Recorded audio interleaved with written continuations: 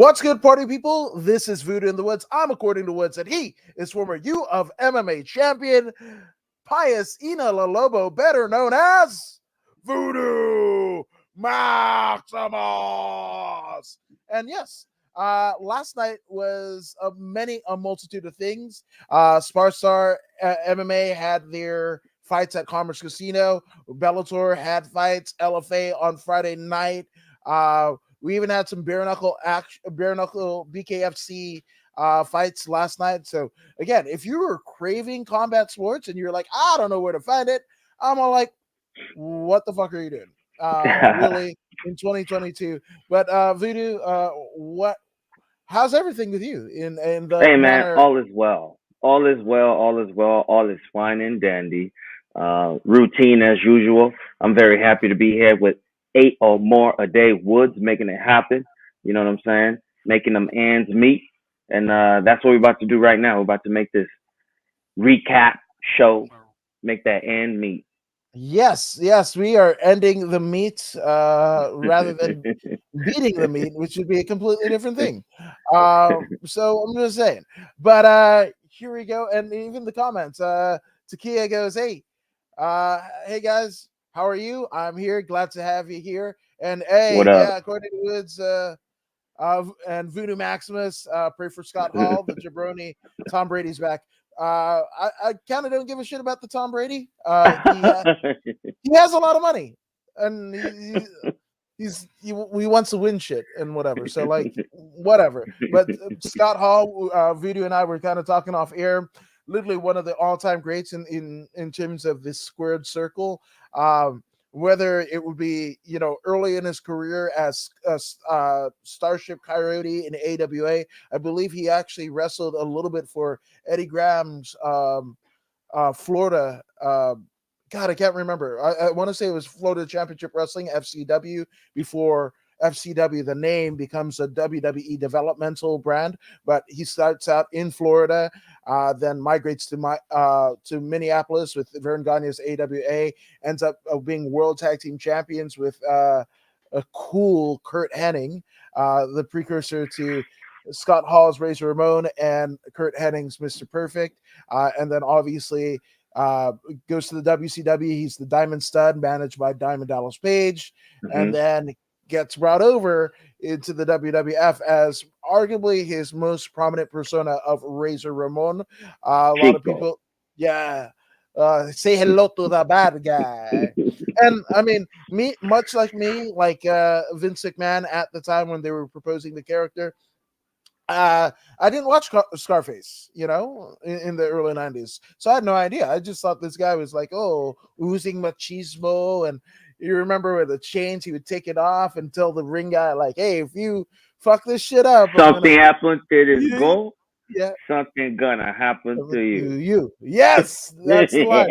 That's it. So again, prayers to Scott Hall. Obviously, there's a he has a storied history in terms of substance abuse or what have you, but it almost reminds me of the late great Eddie Guerrero, because in recent years he's turned the corner, in many ways, his personal life and just living the best life. I know the euphemism is talked about living your best life, but he really was, and making amends and everything. His son Cootie was wrestling in Japan, part of the Bullet Club for a time. So it's just, and the fact that, it was he fell, he broke his hip, and then because of the surgery, like again, theoretically speaking, something that was supposed to help him, the trauma in his body caused him to have 3 heart attacks. That's what's being reported, and he's on life support. So in Georgia. So again, just positive everything to Scott Hall and the family of Scott Hall. No matter which way this goes, this is again one of the all-time greats. Most def. I knew Scott Hall as Razor Ramon before I knew Al Pacino to be Scarface. I one of the best characters that I've ever seen. Top 10. He's in my top 10. WWE, definitely in my top 10. He was he was one of a kind. He was one of a kind. Uh, those matches, the first ladder match, him versus Shawn Michaels, that raised the bar, man, like never before. Until ECW came in town, then it was happening. That level of match was happening every week. But up until that point, those two were the gold standard, man. Sean and Razor, they were the gold standard in regards to extreme. They were the standard. Yeah, and especially when it goes into the ladder match, right? Because it was first proposed by Bret Hart to work with Shawn Michaels. It was something that they were doing in Calgary, I believe. Bret Hart versus Bad News Allen at the time, who later became known as Bad News Brown, Mm-hmm. in the WWF. But that was one of the first ladder matches in history, and they brought it over, but you know Vince wanted to go with Sean rather than Sean and Razor, but not just the ladder match. I mean, there was the King of the Ring match with Bret Hart. When Bret wrestles like Bam Bam Bigelow, there was like Bret and 1-2-3 Kid, Bret and Bam Bam, Bret and Razor, and it was just Mm-hmm. like uh, some of the best matches. You could still put that up against things of today, and it's Oh yeah. amazing. Who could ever forget, if you're a certain age, the Lightning Kid, who didn't look too much in terms of facials or whatever, didn't look too much from us. He looked like a little kid, right? That Yep. knew karate, and this is like in the current years of like Power Rangers and Ninja Turtles and like the Mm-hmm. Lightning Kid, and he does this moonsault, and we didn't know what the moonsault was. He just does this thing off the top, pins Razor 1 2 3, and then runs out of the Manhattan Center. Mm-hmm. Like Mm-hmm. holy fuck, And I think it might have been Bobby Heenan, one of Bobby Heenan's last pieces of business before he jumps over to WCW, where Mm-hmm. he tries to get a word edgewise with 1 2 3 Kid, and 1 2 3 Kid just He's he out of doesn't. there. Yeah, but and then he becomes the 1 2 3 Kid, but he was the Lightning Kid at that point. That was, and the reaction of Scott Hall, like, oh my god, like what the whatever. Now in hindsight, if the curtain Yep. call and the click and everything, that they were good friends behind the scenes. But at that time, I was just like the world just, whoo, man, Yep. Yep. yeah, One and third. One third of the team that revolutionized sports entertainment forever. We're talking Scott the end. Hall, Kevin Nash, and Hogan. Those three, that NWO man, changed the game forever. To me, it will always actually be Hall and Nash, because True, true. The Hogan was a outsiders. late, Hogan was a late adopter and what have you. And you got to remember Hogan and Heinz. I mean, I will say I was never a Hogan guy. I was a Brett guy. So, um, to me, it was just like whatever. Scott Hall was the first deal coming out of the crowd Hmm. on Nitro in a Hmm. denim suit, right? Like the vest with this no shirt, just bulging, whatever, and his like almost Zubaz jeans, and he Yeah, comes out the yeah, crowd and he goes, "You know who I am, but you don't know why I'm here." yeah, yeah, yeah. Like, what's What? going on? Aren't you supposed to be in WWE? Yeah. So again, just prayers to Scott Hall. It'd be sad if the time comes. Definitely a huge piece of my childhood will be taken. Prayers to pull this off. Prayers Most for him that. to kick out. Yeah. Now, It'll be great to have him stick around just a little bit longer, man. I'm sure he still has a lot to add to the industry. Most definitely. absolutely, absolutely. So, I mean, going from this squared circle, we go into the octagon. UFC Yeah. Vegas 50 happened last night, and it starts off with a banger. This one was literally, I didn't see this one going the way that it did. Mhm. Actually, Voodoo called it. I went with Tafan, but Mhm. this is Tufan Nchukwi Mhm. against Azamat Mirzakhanov. And in the third round, it looked like Azamat was kind of circling the drain. Mm-hmm. Tafan was finding if it's a game of inches, he just inched in a little bit closer to victory than Azamat, Mm-hmm. at least in my opinion, right? And what Mm-hmm. ended up happening?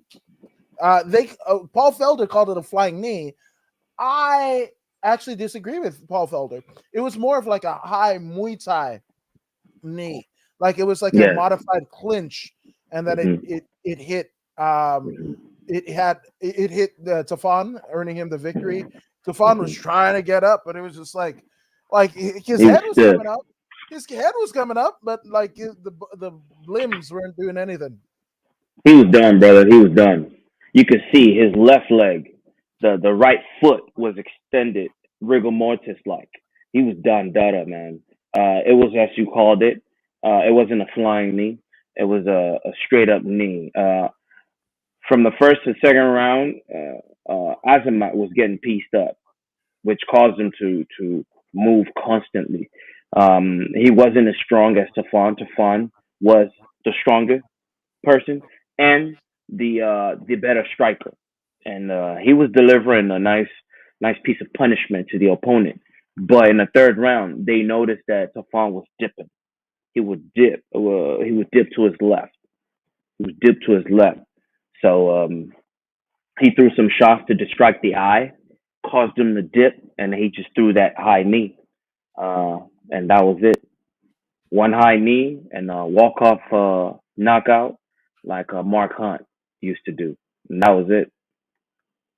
My gosh, I miss Mark Hunt. Yeah, me too. Obviously, yeah, I just miss that guy and everything that he brought to the ring or the cage.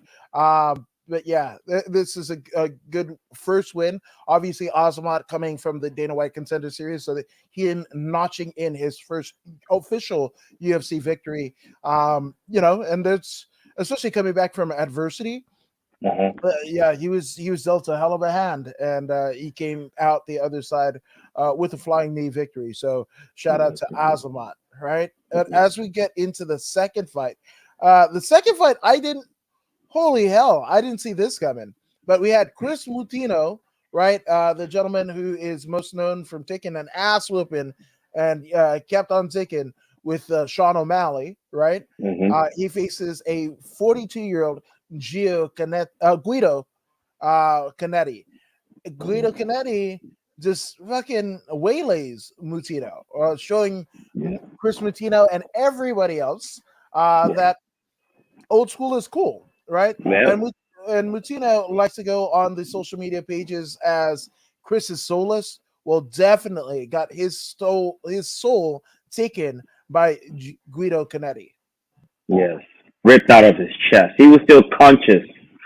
He was still semi-conscious when when the referee called it.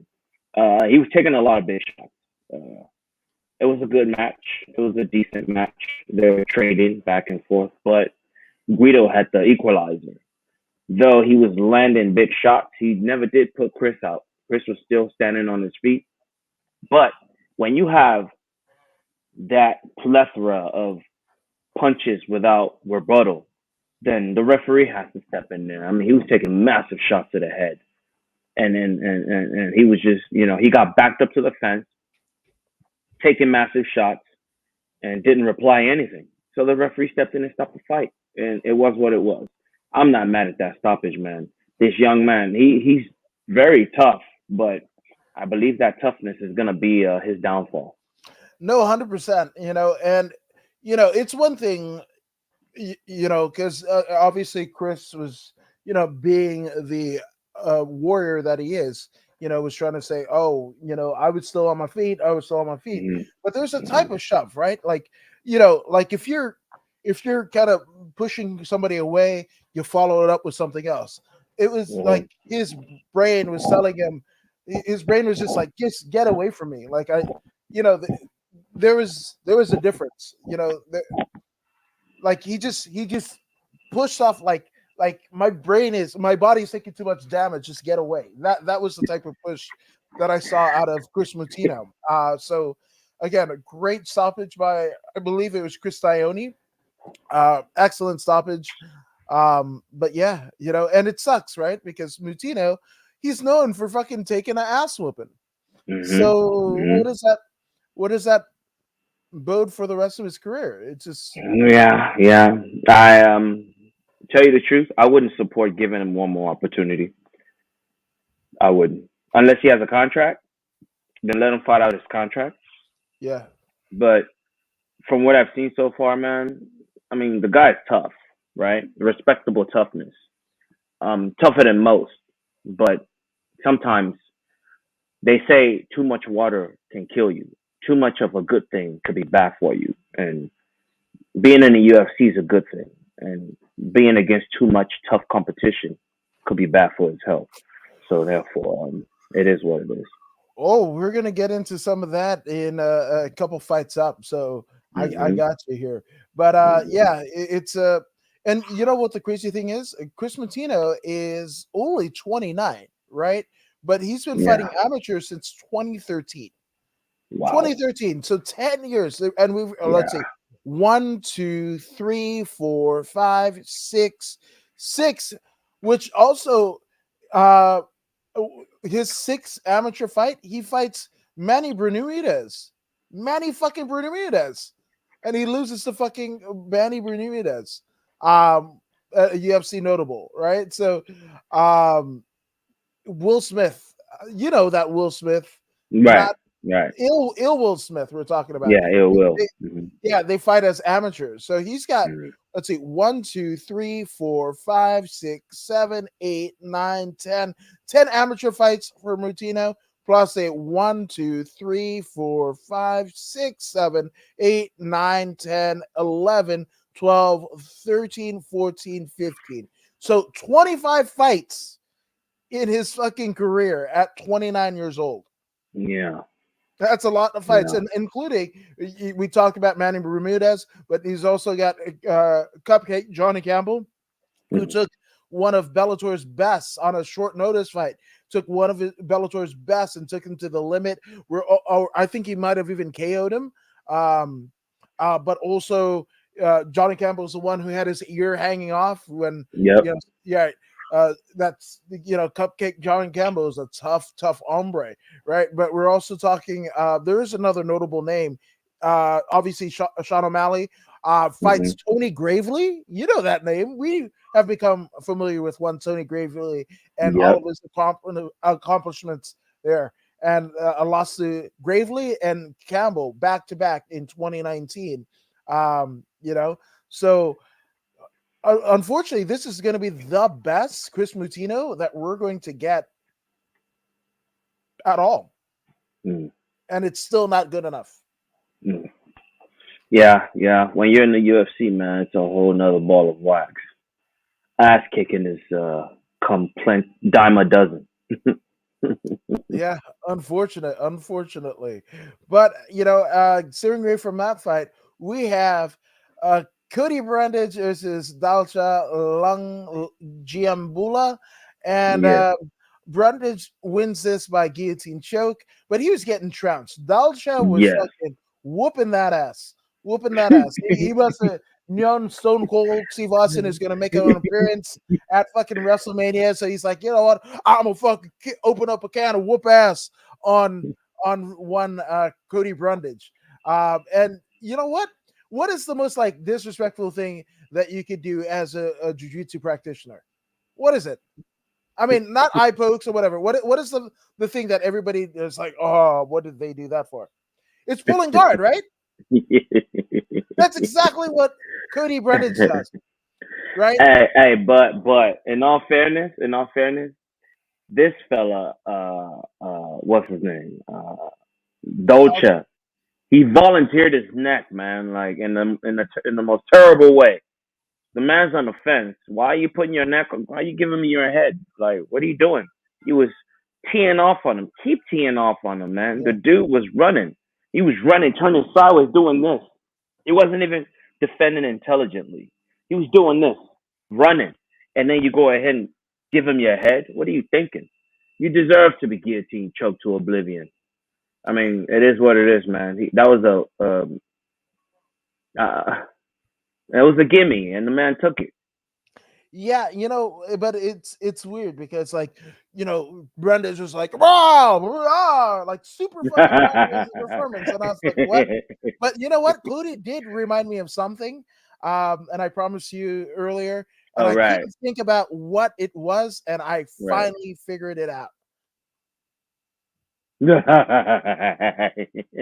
Hey, you guys. Yeah. I was like, that's Cody Brundage, no?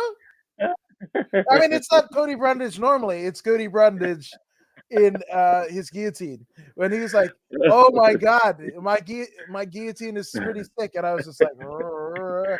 Ah, and they kept on mentioning his wife, and I was like, "Who's his wife?" Right? Oh, it's mm, Amanda Bobby Cooper now. Amanda Bobby Brundage, which is oh, her nickname is okay, ABC Cooper, but now okay. it's Brundage, and it doesn't really whatever. But any event, that's what she sees. When they ABC bondage. I mean, that's it. I mean, if that's his guillotine, that All might right, also so be be a it. particular face of excitement. So I'm just So saying. be Um, yeah. it. So I guess I mean I don't even know if it's like a fucking good win for Brundage because like, oh, whatever. And I Hey, actually, a win actually, over it a win earned over him. a guy like that. A win over a guy like that. You know he's celebrating because he was Yeah, supposed to lose. he He was wasn't supposed supposed to to. make it out that first round. He was supposed to die, Yeah, but he no, made it. yeah, 100%. Which I guess I should mention in Tafan and Azamat, that was the first recipient of the $50,000 bonus performance of the night. But also Yeah. Cody Brundage takes one as well.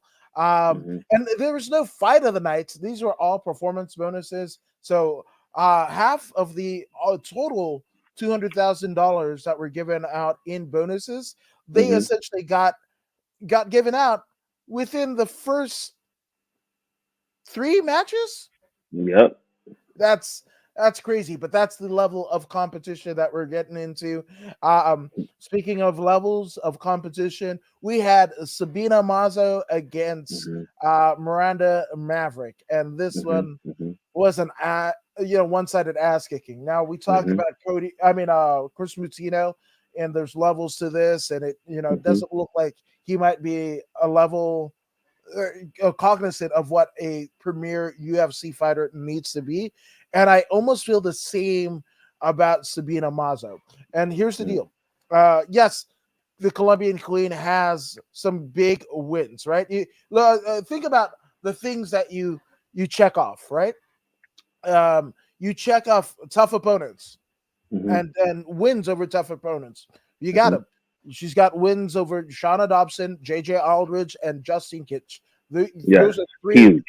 three of the toughest, not just female fighters, but fighters fighting in MMA today, right? So the fact Hmm. that you took him and submitted Justine Kish, that's Hmm. saying something. But also Hmm. a loss to Myra Moros, right? Hmm. Alexis Hmm. Davis, Maria Hmm. Agapova, who just fought, and now Miranda Maverick, and losing to Maverick the exact same way that you did to Myra Agapova, Hmm. right? Yeah. So, and in quicker time, right? Yeah. Agapova Yeah. happens in the third round. You get rear naked choke by Miranda Maverick in the second round. So, with that all Yeah. being said, uh, 3 losses. You would assume that she Yeah. would be out. And where does she go? Because, like I said, tough opponents, check. World class gym. She trains out of King's MMA, check. Right. Hmm. Uh, I know many people that have trained with her. Top tier Hmm. competition where she's getting in rounds when she can with Jesus. What's her name? Maikitan Diaz's daughter. Uh, Right. fuck. What's her Mackenzie. Mackenzie Dern. Mackenzie Dern. Yeah, Hmm. she's getting in rounds with Tabitha Ricci when Tabitha's in Hmm. town. She's get Hmm. like so and think of it just King's MMA alone. You got Marvin Hmm. Vittori, you got Hmm. Gastelum at times. There's Hmm. so much talent. You have Yeah. Rafael Cordero, the mastermind between the legacies of Anderson Silva, Leona Hmm. Machida, and the resurgence of Mike Tyson. Right. Yeah. So literally everything that you need to do to get you where you need to be, and it's still not there. Um, Hmm. Maybe this was too soon. Yes, Too soon. what you are witnessing, my friend, is a side effect that comes with jujitsu. That's what you're witnessing. Um, I always speak to the fact that wrestling, grappling style is superior. This is what I mean. Now, this young lady, what's her name? So Mazzo. I bet you she's thinking to herself, man, I've done everything you asked me to. She's a very decent striker. This is why she's beaten the legends that you mentioned earlier, Aldridge and whoever, because of the striking. However, the losses have always come because she's too comfortable on her back. You can't fight in MMA and be comfortable on your back. I'm sorry.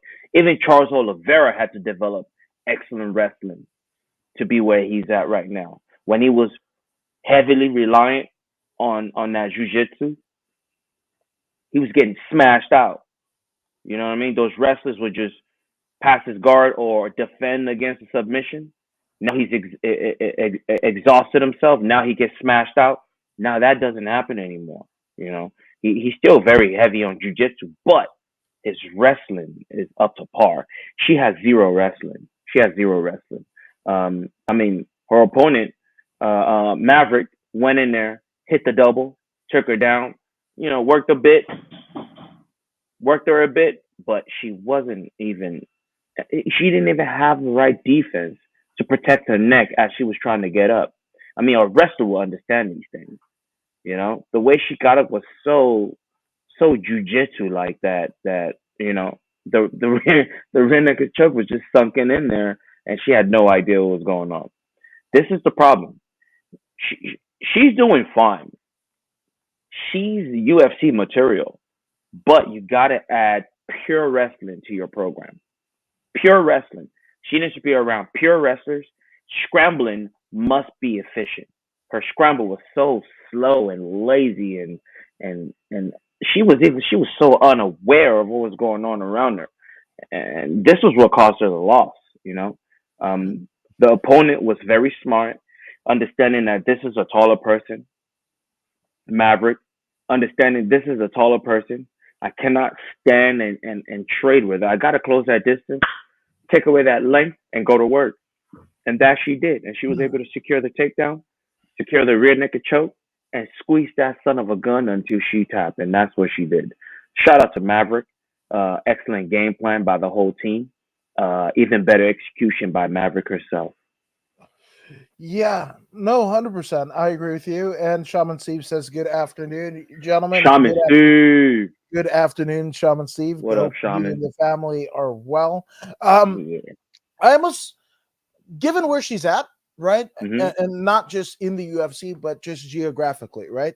They Mhm. say, Mhm. she's a Colombian queen, but she trains at a Redondo Beach. But we Mhm. know she trains at a Black House in Huntington Beach, California, right? So when you think about it, right? So you've got Jacob Harmon, right? That's training, with Bal Quach and the rest of the Rounders team, right? And Mhm. Mhm. Harmon is a great fan and training partner of Josh Barnett, right?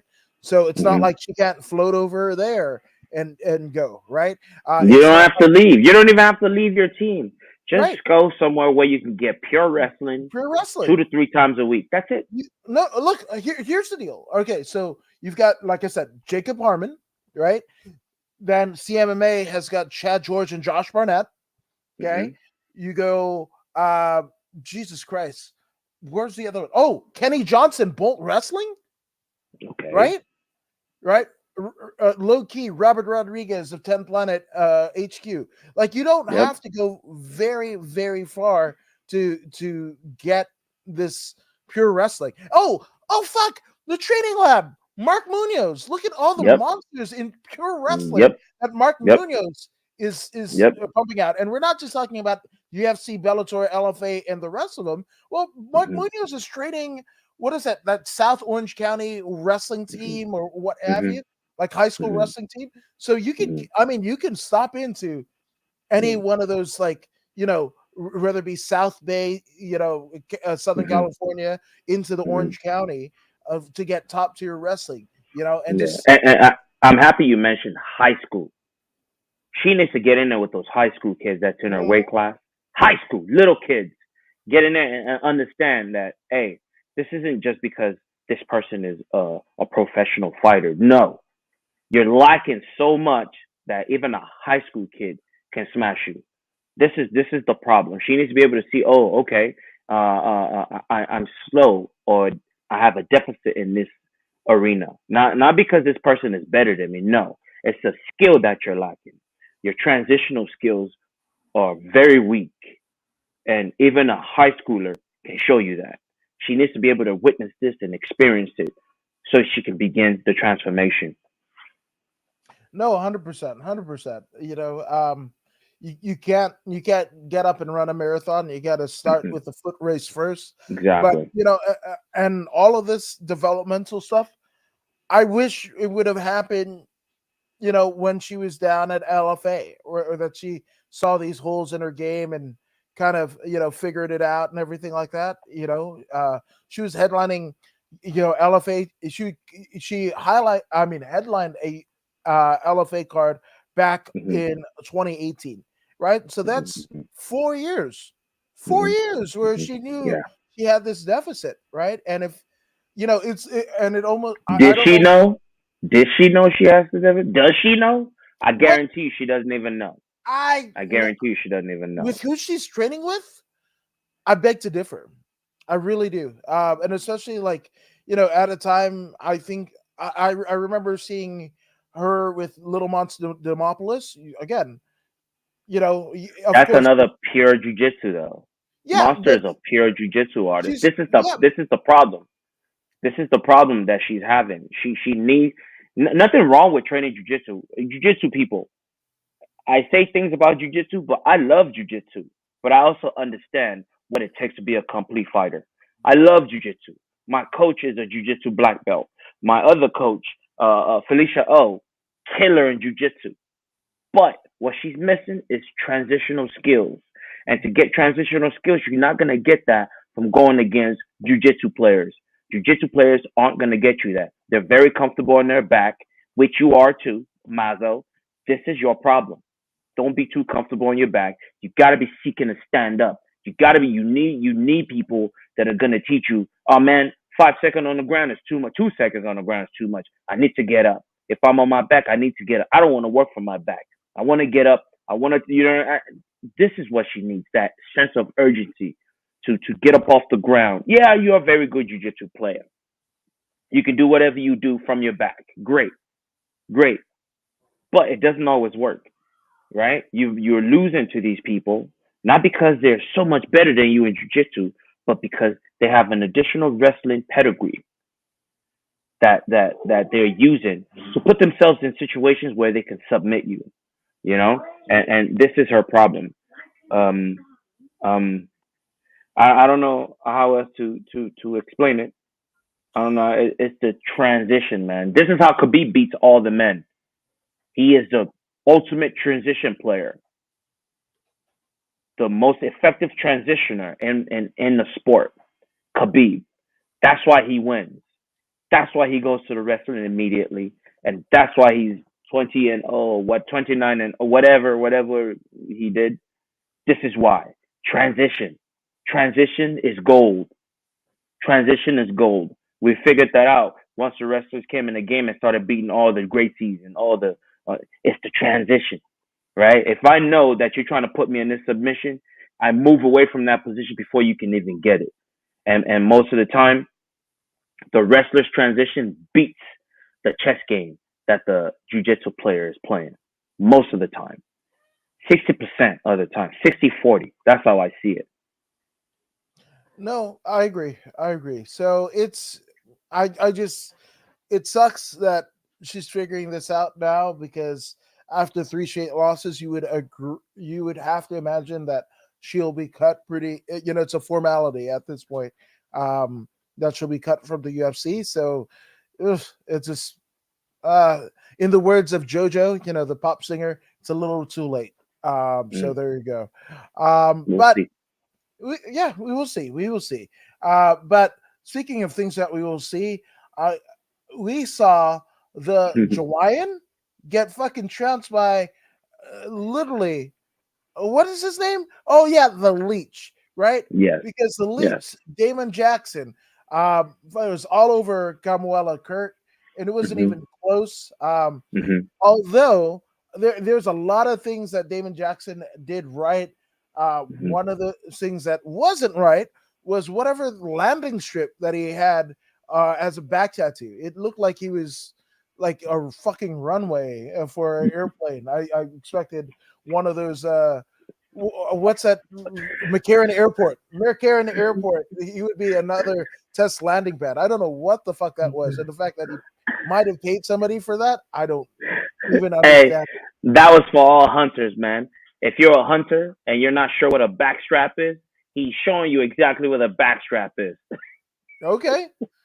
Yeah, it just looked like a fucking. Or if he was laying down, is it an equal sign or whatever the fuck? Or was he supposed to get a Frogger tattoo, but nobody finished? He ran out of money. I don't know. Like it just looked like lanes of a highway, but sideways. I don't know why I'm fixated on the fucking tattoo, but again, big win for Damon Jackson, coming back into the UFC fold after a long sabbatical outside. This is his second run with the promotion, right? Mhm. But actually, he's been back for a little while because he beat, as we talked about on Thursday, Mirsad Bektik by guillotine Yes. choke in 2020. Yes. Lost to Ilya Topuria, but Yes. beat Charles Rosa, Mhm. and 2 straight wins, right? And he straight Mhm. out said he needs somebody in the top 20 at Mhm. least, but specifically he wants somebody in the top 15. He's Mhm. not got time to play around. He wants to get in there and make some real money and opportunity for his family, and his family were very vocal at the UFC Apex, almost as vocal as the coaches for Miranda Maverick, right? Mhm. Mhm. Because a minute that that that the Leech was able to secure the victory, they were fucking woo, and even the ESPN cameraman caught them. It was just a really great moment for Damon Jackson. Um, yeah, man, shout out to him. Um, yeah, that's all I Great got. moment for Mr. Jackson, indeed. Great moment for Mr. Jackson. He handled his business in a cage as you're supposed to. Now, was it as exciting as we would expect? No, it wasn't exciting, but he got the W. He got the W. He shut out his opponent completely. How? Transition. He out transitioned his opponent, kept him flat on his back, couldn't do anything, frustrated him. That wrestling is gold, man. I keep telling you people. It's about that wrestling these days, man. Until something else comes that's superior to wrestling, wrestling is the number one base for mixed martial arts now. Yes, jujitsu was in the past, but now that we figured out jujitsu, we've taken all the tools of jujitsu and we've incorporated into wrestling. Now you have wrestlers that can sub you, also known as grapplers. They're coming in there, they're taking people out. Even jujitsu artists, they're being taken out as well. If you're a jujitsu artist, I'm not gonna play that submission game with you. I'm just gonna take away all your weapons, smash you on the ground, rabbit punch you all I want, and if it goes 15 minutes, I win. I win. If you get tired, I smash you, knock you out. Either way, I win. Being a wrestler and mixed martial arts is a win-win situation, and that's what we saw with Mr. Jackson. After his win, he got on that mic and he laid down his plan for the next event that he would like to be involved in. He told the federation, I want a top 15. This is exactly how you're supposed to handle your business. You are a contractor, right? You are a contractor, like the company likes to look at you. Don't think of yourself as an employee because they don't see you as such. You are an independent contractor. Go ahead, have a conversation with the people because they are the ones that pay for the tickets. One, two, with the company, let the company know what you want to do next, and three, knock it out of the park. And he did all that. Now, was the fight exciting? He got the W, man. Sometimes you got to get the W. Sometimes you got to get the W, and put it on the line when it matters. a fight against the guy that he fought. I don't even know who this guy is. Tell you the truth. Kirk. I don't know Kirk. I don't know Kirk. That's a fact. I don't know who Kirk is. And if I don't know who Kirk is, there's no need for Mr. Jackson to risk getting knocked out by Mr. Kirk because he's trying to impress someone. Not the time to impress. Save it for later.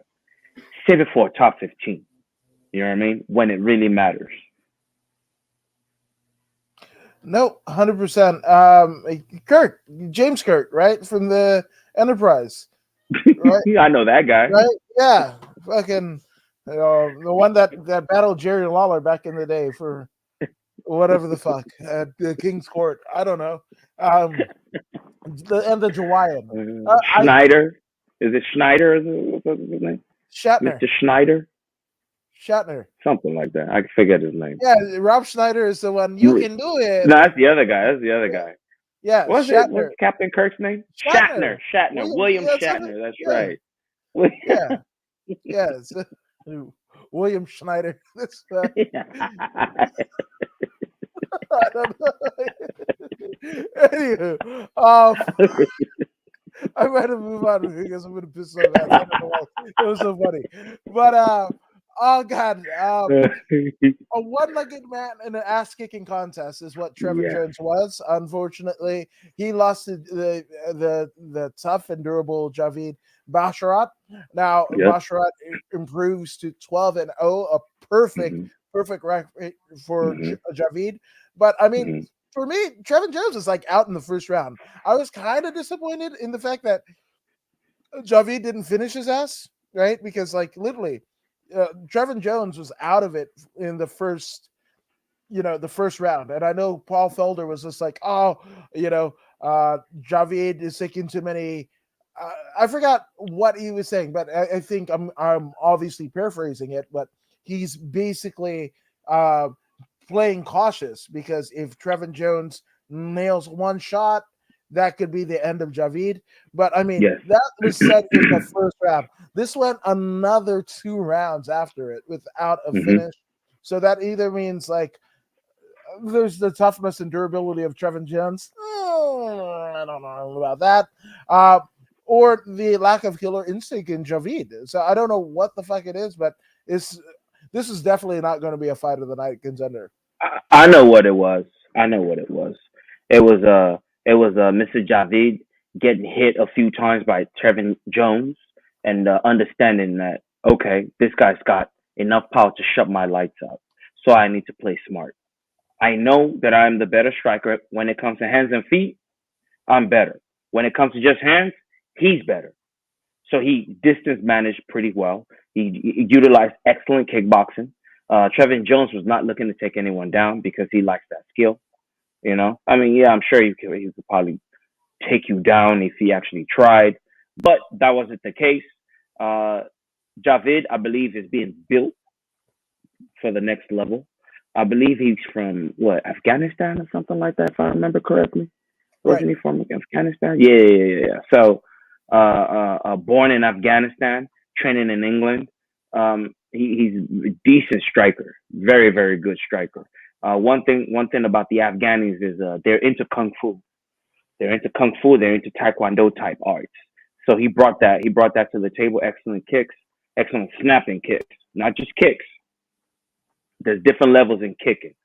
I truly believe the best kickers in the world are the snappers, not the ones that kick through things and break things, because there isn't much control there. You know, I love Muay Thai. Don't get me wrong, Muay Thai people. I love Muay Thai, but if you're not snapping your kicks, you're secondary. That's my personal opinion. Secondary. Javid has the snapping kicks. This is how I see it. If you can snap kicks, if you can take the time to learn how to snap kicks, you can definitely kick through anything, right? You can definitely kick through it because that's easy. Just one speed, 0 to 100. But if you can differentiate timing and speed of the kick, 20 here, 30 here, 50 here, 100 here, and continue to change like that, I believe that's a much more difficult way of kicking, and especially while in motion, right? Those who are able to do that, I believe, are most successful in the art, and these are the people that are able to move on into free flow because they are not rigid in their movement. They are not stiff. They are more like bamboo instead of like a oak tree, right? An oak tree is very powerful, but with the right amount of wind, man, the roots will rip out. But with bamboo would just blow in the wind, and this is what we're looking for in our search for the ultimate fighter, in our search for the ultimate free flowers, the snappers, even the ones that punch, right? You see some of these boxers like Lomachenko. There isn't any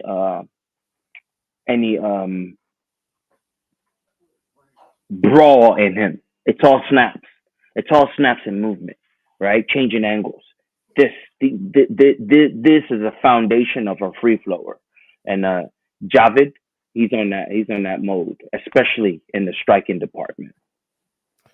100%, 100%. I mean, hopefully nobody wants to go like, oh, Voodoo Max, like Voodoo Maximus said that he's searching for blowing bamboo because that's definitely not a thing. But yeah, I mean, shout out to Javid. That's what I'll say to that. Um, but in any event, we're moving on. We just spoke about her in reference to the Yes. Sabina Mazzo fight. JJ Aldrich pulls out a unanimous decision over Savage Julian Robertson. Mhm. Um, you know, prior to this, Julian Robertson was accused of maybe uh, ducking fights, right? In the instance of like, God, I can't remember who it was, but she lost to Miranda Maverick. Oh, that was the fight. That was the fight that people accused because they were supposed to fight in February of 2021, and then it Mhm. ended up. I think they fight 2 weeks later or what have you.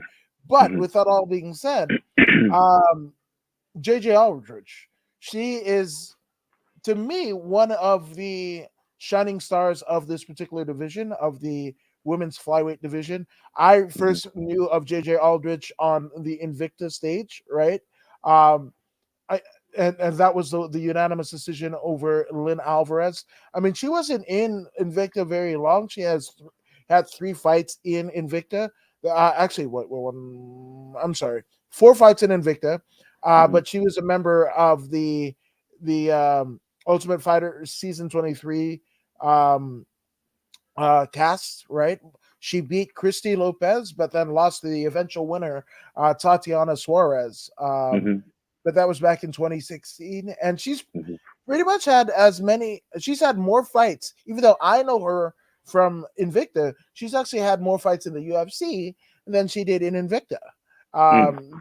Because she's been in the UFC since 2016 officially. Because after the loss to Tatiana Suarez, she went to FCF, where she ended up basically earning the FCF flyweight women's title against Katrina Lowe, but then it went back to Invicta, right, and then comes back to the UFC with a loss to Juliana Lima, and that happens in 2016. But she's been in the UFC for 6 years, right, with wins over Danielle Dynamite Taylor, Poliana Viana, been in there with Macy Barber at eventual at the time she had been post her UFC Ultimate Fighter win, that being Macy Barber. Mhm. Obviously, the win over Sabina Mazzo. I mean, the loss to Sabina Mazzo, but Courtney Casey, Vanessa Demopoulos, Jillian Robertson. Man, she's stacking up these wins, and I really want JJ Aldrich to be in the running for a UFC flyweight championship fight. Now, mind you, again, remember who the UFC female flyweight champion is? Oh, yeah, Bullet Valentina Shevchenko. That's that's rough. That's a rough Hey, go. all the ladies are like, I'm in no hurry for a title shot. You Yeah, don't hear one person calling for a title shot. Not one. no, no, Not one. no. Not one. Not one calling for a title shot. Like, what? It's my turn? All right. they gotta get pushed up there. Like, get your ass Yeah, up there. It's yeah, your turn. 100%. Get your ass over there. It's like signing up. It's like what do you call that when they call you for war? Oh, the The draft. draft. It's like the Yeah, it's the goddamn draft. draft in this bitch. It's your turn. Step up. Nobody's raising their hands. That shit is drawing the short straw like a motherfucker. Like, fuck. Like, oh, fuck. Am I going to take that ass whipping? Uncle Dana, fucking hit me up with another zero behind the decimal. Let's see what happens. You know, like, Oh, shit. oh, I'm going to fight a Shevchenko? Can I get fucking the sister? I'll get the sister. Give Let me me get the the sister. sister. No, they're like, no, stupid. We're giving you a title shot. They're like, oh, damn. Oh, damn. All right. Pay me more money. Yes. What is that? At least pay me more money. That's that fucking Tommy Davidson, you know, the fucking drunkard at the, you know, getting pulled over by the cops and whatever. It was like, oh, all right, fuck. Like, oh, where were you? At the club, sitting on some bunk. You know what I mean? Oh, no, that's a fucked up deal. But even Wait, so, did you say Tommy Davidson, yeah, that was Tommy Davidson. the comedian? Yes. Oh, Yeah, that's Kung Fu's homeboy. oh, Yeah, Tommy they're like homies. Oh damn, dude! His set at Shaq's All Star Comedy Jam. Have you? I didn't see that one. I gotta Oh take no! it, look it This up was on when, YouTube. I mean, Shaq was still playing, and he was in Phoenix, and they had the All Yeah. Star Weekend or whatever. So he had a comedy show. It was hosted by Cedric the Entertainer. It was Tommy Okay. Davidson, Ari Spears, D. Ray Davis, and I believe it might have been Kevin Hart. It was the Was headliner. it one of those roasts? No, it wasn't a roast. It was Okay. at the Phoenix, that celebrity theater that George Carlin used to do all of his comedy specials Okay. back in the day Okay. with it, like he's standing in the middle and then Yes. yeah, Yes. it was at that one. It was like, oh fuck. I want to say it was Kevin Hart headlining, but I definitely know it was Tommy Davidson, Ari Spears, and D. Ray Davis. And D. Ray Davis was talking about, you know, if you want to date me, you got to get weird. You know, like the last time, whatever, me and my fucking girl went out to Target in red shirts and shit like that, and we were like, "Can I help you?" No, bitch, no. Like, yeah. That to me that stands up at one of the greatest comedy deals of all time. But Tommy Davidson, man, I hadn't seen that dude up until that point for years, and he came out, you know, like talking about watching Telemundo and shit like that. Hey! In real life, he's really like that. He's I hope 24 so. hours funny. 24 hours funny. That makes me 24 so hours. happy. That makes me so happy. Tommy Davidson's a funny motherfucker, dude. Dude, in The Living Color, what is it? Jamie Foxx as Luanda or whatever the fuck her name was, doing massages, and then fucking Tommy Davidson looks like, ah! God, I love me some Tommy Davidson. That dude is like an unsung hero. That guy. Most definitely. Oh, so good, so good. Oh yeah, we were talking about fights. No, fucking Tommy Davidson. That dude is awesome. Go fucking look up Tommy Davidson is what I got to say. Yeah, you know, good win for JJ Aldridge. You would assume that Jillian Robertson, you know, I mean, she had a whole bunch of, you know, grappling fights, right? A grappling contest. Liz Tracy, Raquel Quanto, Caitlin Chikugian. She actually beat in grappling at Submission Underground. Nikki Sullivan, who's one of the greatest female jiu-jitsu practitioners there is. But I mean, literally Miranda Maverick, and then she goes up against Priscilla Castreda, and she beats Castreda by rear naked choke. And I think that was her buy to kind of keep her in the UFC, right? Because up until then, she had lost to Miranda Maverick and Talia Santos, right? Hmm. Uh, Hmm. and the, but Killers, by the way. right, but she's just been up and down, up and down. Now, obviously, I think Survivor. she, right, I think she's not on the cusp of getting cut by the UFC, but just come on, keep on Hey, the hey, wins. hey. Let's call the spade, man. She's a jujitsu artist. Yeah. She's a jiu-jitsu artist. You know what I mean? Once wrestling was implemented by JJ, meaning takedown defense. You know what I mean? There was no chain wrestling. See, if I try single leg and it's not there, then I go to double. If it's not there, then I go to ankle pick. None of that was there. None of that was there. That wrestling is mandatory, man. You want to move on to the upper echelon, as they say. You want to move on to the top 10 and top 5. You got to have wrestling. Without wrestling, you got nothing. Without wrestling, you got nothing. Shevchenko, excellent wrestler. Excellent wrestler. Not just a puncher and a kicker, excellent wrestler. And because the wrestling is so dominant, it's putting her in positions where she can snatch submissions, like she did to what's the current 135-pound champion's name? Juliana Pena. Venezuela Vixen. Pena. Ven- yeah, Juliana Pena. you know what I mean. Caught Pena slipping, arm bar real quick. Hey, she's not playing around. She's not playing around, and it's all attributed to the grappling, the wrestling, the transition, the transitions. Not everyone's good on their back. Not everyone. It's a select few that's good on their back. You can go ahead and ask, what's that fella's name that used to be with Danaher squad? Oh, Gary Tonin. From one FC. Just this Tonin. this Gary Tonin. Gary Tonin. See what happens when you sit on your back, boy, you get your ass knocked the fizz knocked out. That's what happens. You know what I mean? Trying to catch a heel hook, huh? Trying to attack a heel hook. Gary Tonin, go to sleep. Go to sleep. The young man pounded his face, beat him like a drum, like Shaman Steve would say. Shaman Steve was like, he beat him like a drum. He bounced his head off the ground a couple of times. Yeah. It's not funny, but it's funny. You can't be on your back in MMA. You can't. It's just not a safe place to be. It's not. It's not. Even if you win, you would have taken so much damage. Free punches to the head. No, I'm not interested. Get off your back. Get up. Maneuver. Do something, man. Get up. Get back to your feet. Flip the situation. Put them on their back so you can smash them. This is the only way. This is the only way to survival in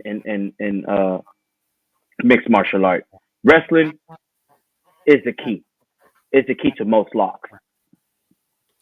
Absolutely. Now you were talking a lot about transition, so I'm gonna go for a transition of my own. Let's go. What do I smell? Smells burger. Yeah, I smell burger. Because we got Semi the Jedi winning a unanimous decision victory over one AJ Fletcher. This one was just it was a one. It was just it was a fight. It was a fight. Who's AJ Fletcher before this fight? I don't know. AJ Fletcher is best known for being Dustin Poirier's homeboy. That makes sense. No, I mean he does have. I mean he's damn near prior to this he was flawless. lawsuit.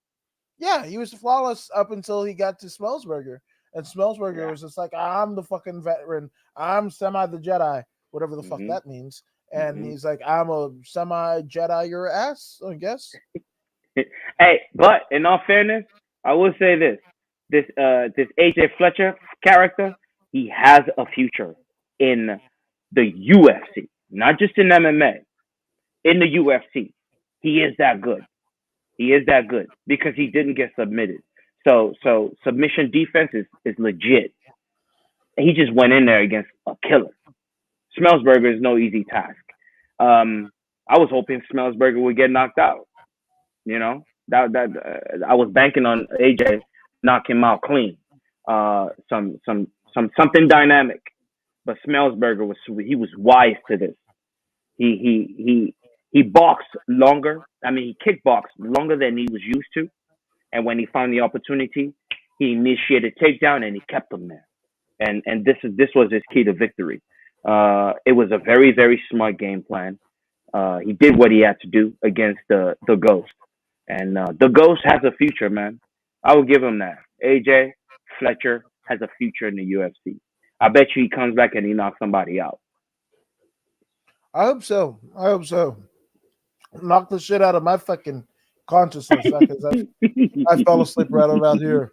Um, now, with that all being said, no disrespect to or whatever, but it was just an adrenaline drop. You know, oof. It's like I don't even want to say it. Nothing good will come of it. But anywho, but it's just like like WrestleMania, you got like a fucking title match, and then you got like a Yeah. fucking somebody showing their ass or whatever the fuck, and then you get the main event. It was one of those. It was one of those. So I mean, shout out to some of the Jedi for taking a win from one AJ Fletcher. But Yeah. yeah, man, it just was. Yeah, it just was. It just was. It was. Straight up. But speaking of things that was and were and all of those adjectives, man, a gentleman that you've been high on for quite a while, Alex Pieta, wins a unanimous decision over Bruno Silva. Now Hmm. this is fun because obviously Alex Pieta having that win in kickboxing against Israel Adesanya, right? And Hmm. you would hope to think that this is what they're going to put up against Izzy should Alex Pieta get some wins under him, because I think they learned from Daniel Cormier when you bring a rival of the champion of another sport, it doesn't always work out the best, right? Like Hmm. that one guy that fucking had the pin over Daniel Cormier in 19, I don't know, 2000, Working whatever. at Starbucks. Yeah, just it doesn't work out. So I guess they're giving a little bit of credibility to Alex Pieta's record by having him not just straight go for the champion, but literally get some wins under his belt. This is what he does to his fellow Brazilian, Bruno Silva. But what did you think of his performance, Voodoo? Um, it was a formidable match. Bruno Silva, respect, straight up, respect. Bruno was ready to die. I couldn't call it any other way, man. He got his ass whooped, but he also delivered significant strikes that caused Alex Pereira to think twice about going in for that kill. He landed some significant shots that rocked Pereira, but Pereira being the Amazonian monster that he is. You've heard of Swamp Thing.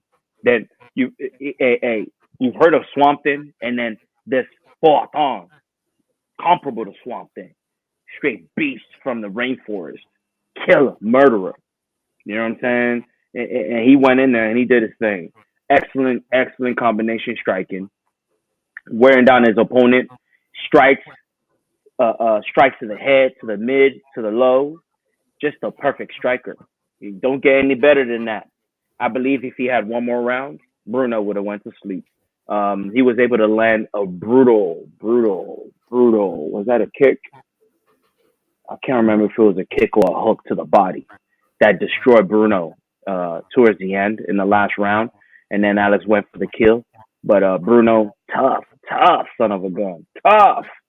He was able to withstand the pressure and take it 15 minutes. But Pereira, man, he gets better and better and better and better. Um, I will continue to put Pereira in there against formidable opponents such as Bruno in regards to um, higher on the striking rather than higher on the grappling. He still has a lot of work to do. He's still growing. This is what his sixth fight in in mixed martial arts. Um, when the clinch is involved, man, that's what these boxers understand. That's why you'll never see a boxer in the cage. When the clinch is involved, it changes the game. It changes the game. The clinch is one of the worst places a man could ever be in because the gas tank, it's like turning on the faucet and watching that water waste out. That's how it is. in regards to cardio. It just goes and it goes and it goes, man. Once you're in the clinch, when you get taken down, you have to stand back up. Man, it's such a taxing thing to endure. But Alex, he's getting better. Working with Glover Teixeira, you can see he's learning to stand up in the middle of the cage. You know, he's working his way to the side of the cage, using the walls to get up. He's just improving. You can see that he's improving. It's not as fast as I would like, but improvement is improvement nonetheless. And a win is a win. It's like Vin Diesel said, it doesn't matter if you win by an inch or a mile. Winning is winning. Didn't Vin Diesel say something about family and also fuck The Rock? Something like that. Chronicles of Riddick was going to be the biggest movie ever. So, I mean, Vin Diesel has said a lot of shit. He definitely has.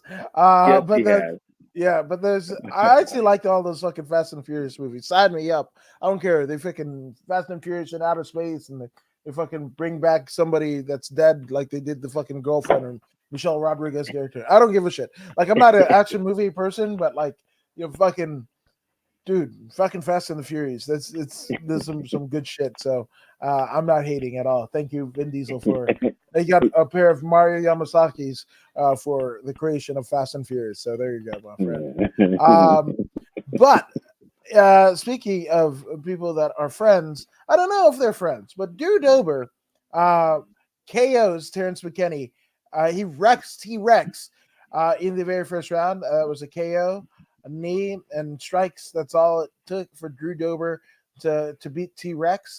And obviously T-Rex is not extinct, but definitely Drew Dober bringing him one step closer to the edge, and he's about to break. Yes.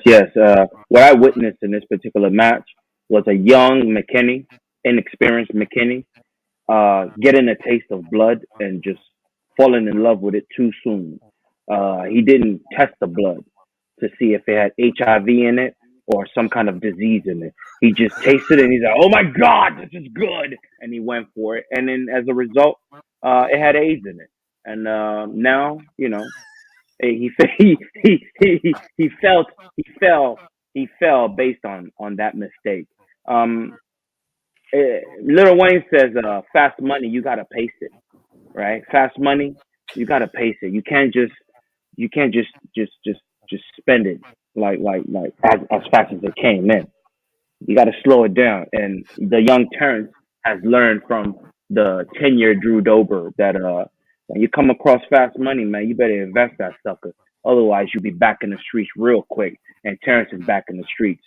He's got to go back and sell that crack rock and come back up and do what he has to do. I think Terrence didn't believe he could win this fight against Drew Dober. This is my honest assessment. This is why he was so in a haste to jump on Dober, and he stunned him with that beautiful shot. I think he could have boxed him really well and outlast Drew Dober simply based on the reach advantage that he had and the kicking advantage that he had. He overdid it and he lost because of it. This would be a teachable moment for him. Like we said on Thursday, it was a win-win situation for him. He went in there against a veteran. If he would have won, he would have been shot out into the stratosphere. But because he lost, it doesn't look that bad because he did lose to someone who's formidable, someone who was supposed to beat him. So, and he took the fight on short notice. So I don't think this will be held against him. It's a win-win situation. He lost, but he learned, and he got paid for it. Just for those keeping count, we have bloodlust, HIV-infected blood, Little Wayne quotes, and shooting into the air. Oh, crack rock selling and shooting into the atmosphere. What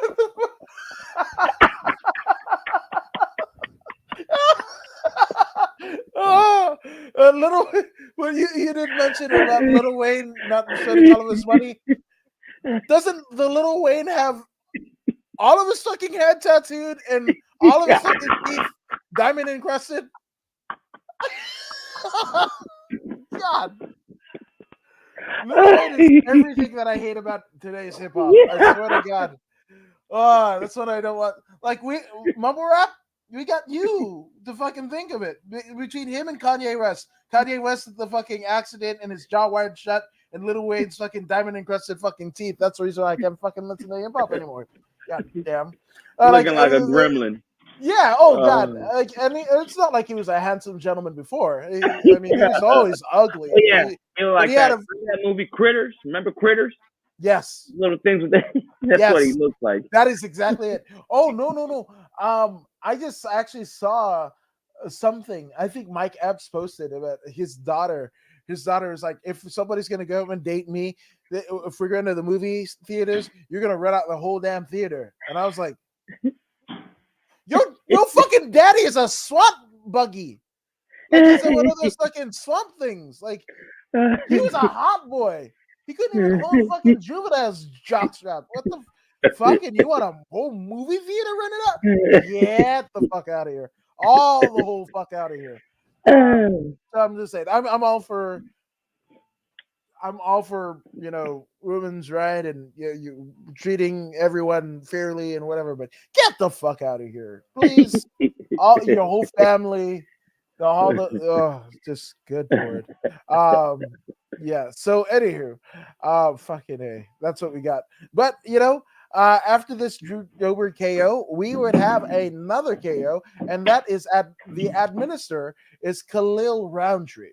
Khalil Roundtree nails a KO. I mean, Carl Robertson to a point where, I mean, obviously this is a different Khalil Roundtree. This is tapping into Khalil Roundtree KOing Gokhan Saki. Gokhan Saki, one of the greatest martial arts strikers in the heavyweight division the world has ever seen. But this is it. All that time spent in Thailand, all that time at Black House and everything. It's all getting put together in this amazing way. And a lot of people were like, hey, obviously Glover Teixeira was in the corners of Alex Pieta and Sabina Mazzo, right? Sabina Mazzo, I should say. A lot of people were like, fuck Khalil Roundtree, when is he getting his shot? He's made a claim for the title there. Maybe Khalil, I don't know. I don't think he's faced former champion. God, what's his name? The Polish gentleman. Jan Blachowicz. Yeah, Jan Blachowicz. So he hasn't, right? But a sidekick to the knee, win over Modestus Bukakas, or as I like to say, recovering. Yeah, that's his actual name, Modestus Bukakas. Wife was like, "You're talking too much shit." And I was like, "No, that's the gentleman's name." So there you go. And that is KO over Carl Robertson. Jesus Louises. But what did you think of Khalil Roundtree's performance? It was a free for all, man. It was war. It was war.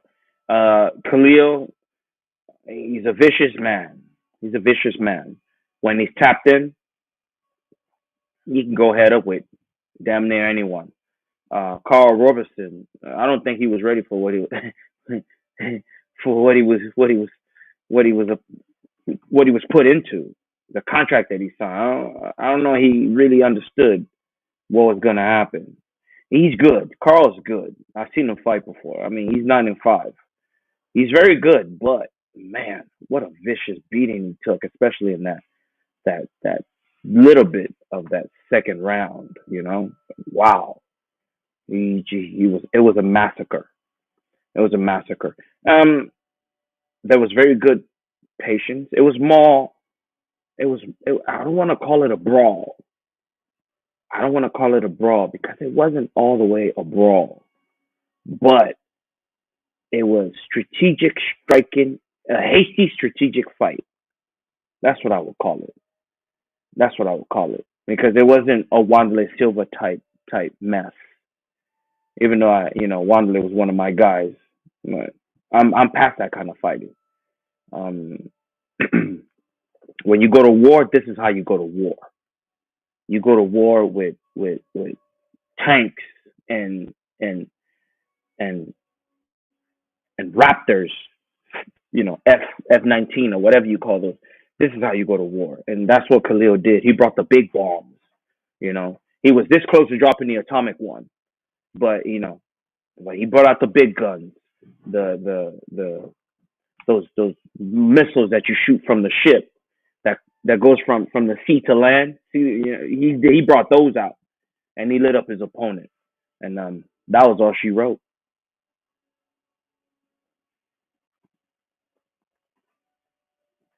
What did you think? Yeah, I couldn't tell Carl Robertson over Paul Robeson. I couldn't. Yeah, I'm sure he KO'd somebody, whatever. But I've fallen into the trap that UFC has set, in the sense that by every Saturday they put a fucking fight on ESPN Plus, either on pay per view or otherwise.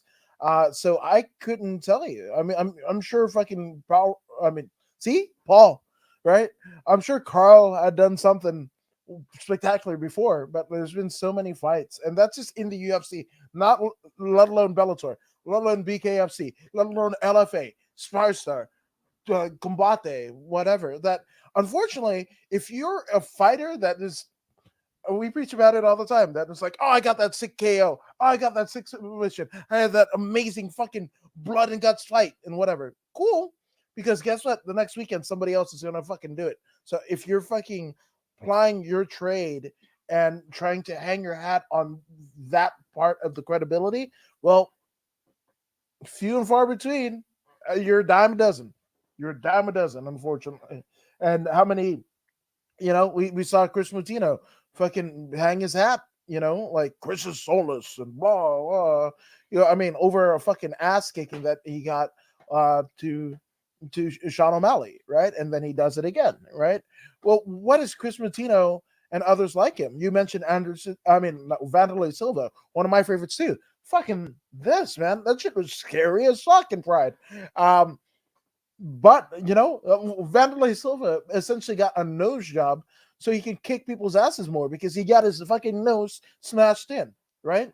And you would argue that he's still cognizant, right? Like, even though he's been in the meme pages the last couple months with one and out, and that fucking clip has been around forever. But yeah, What a yeah, now? What a now? one and No, out. what a now? I can't let you get close. I don't even know why that's like. People are starting to fucking whatever. That clip is like damn 10 years old. Like fucking Gabby Garcia is in the background looking like whatever the fuck. Gabby Garcia doesn't No, look like that what a anymore. now? Well, now I can't let you get close. Jesus, MMA is so great. It's so great. When people are like, I don't get it," and I'm like, "What the fuck don't you get, man?" Hey, come on, Wanderlei. I can't let you get close. I Yeah, can't let you get close.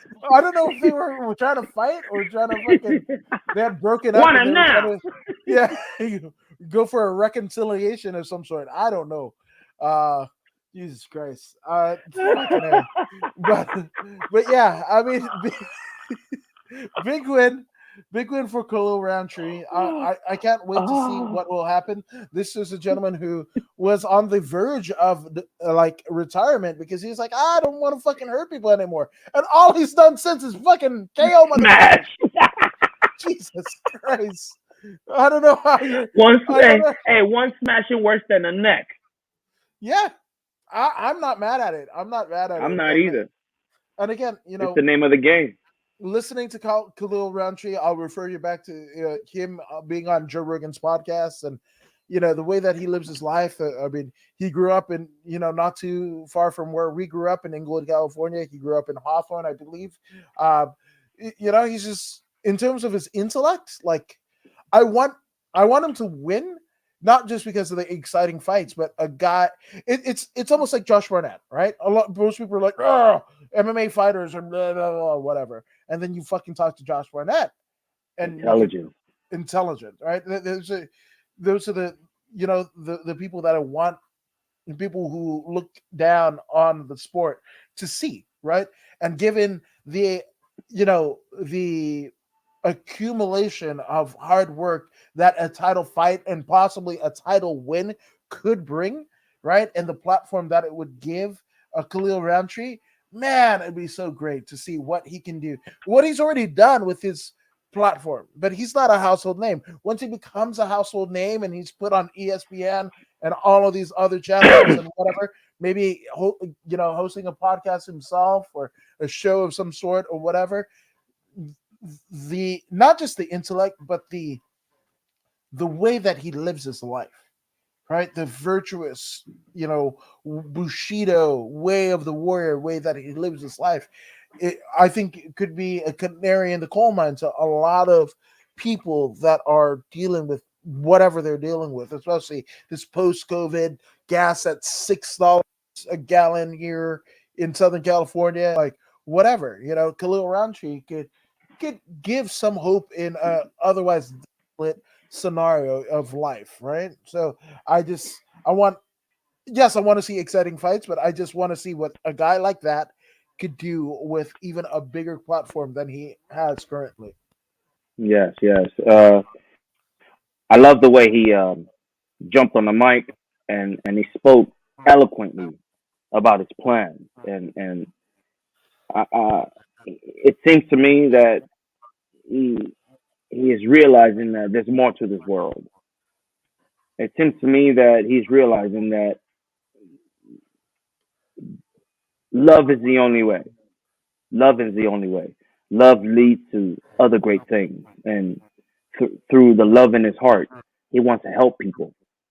He wants to do things that's great, and it will be awesome to see the UFC back him in this venture. Um, it's also a very good motivating factor for him to get in the cage and do the damage that he does in the manner that he does it, because he wants that. He wants to build so bad that he's willing to go in there and run through any man that's placed in front of him that's going to keep him from reaching that goal. So it's an admirable thing. I wish him luck, and I hope he accomplishes his goals. Absolutely, absolutely. But getting one step to furthering their goal is a little bit of financial prosperity, which he achieves just a bit of it because he's a recipient of the third fight of the night, well, not fight of the night, but performance bonus Performance, yeah, in the yeah. UFC. And again, this is wild because some pay-per-view fights maybe even get two performance bonus, one being a performance bonus, one being a fight of the night. We have four performance bonuses equaling $200,000, uh, split up in the increments of $50,000 for the lofty recipients, and the fights taking place in Nevada, so the tax-free state. So, right on, Khalil Roundtree and the Mhm, other gentleman that got the same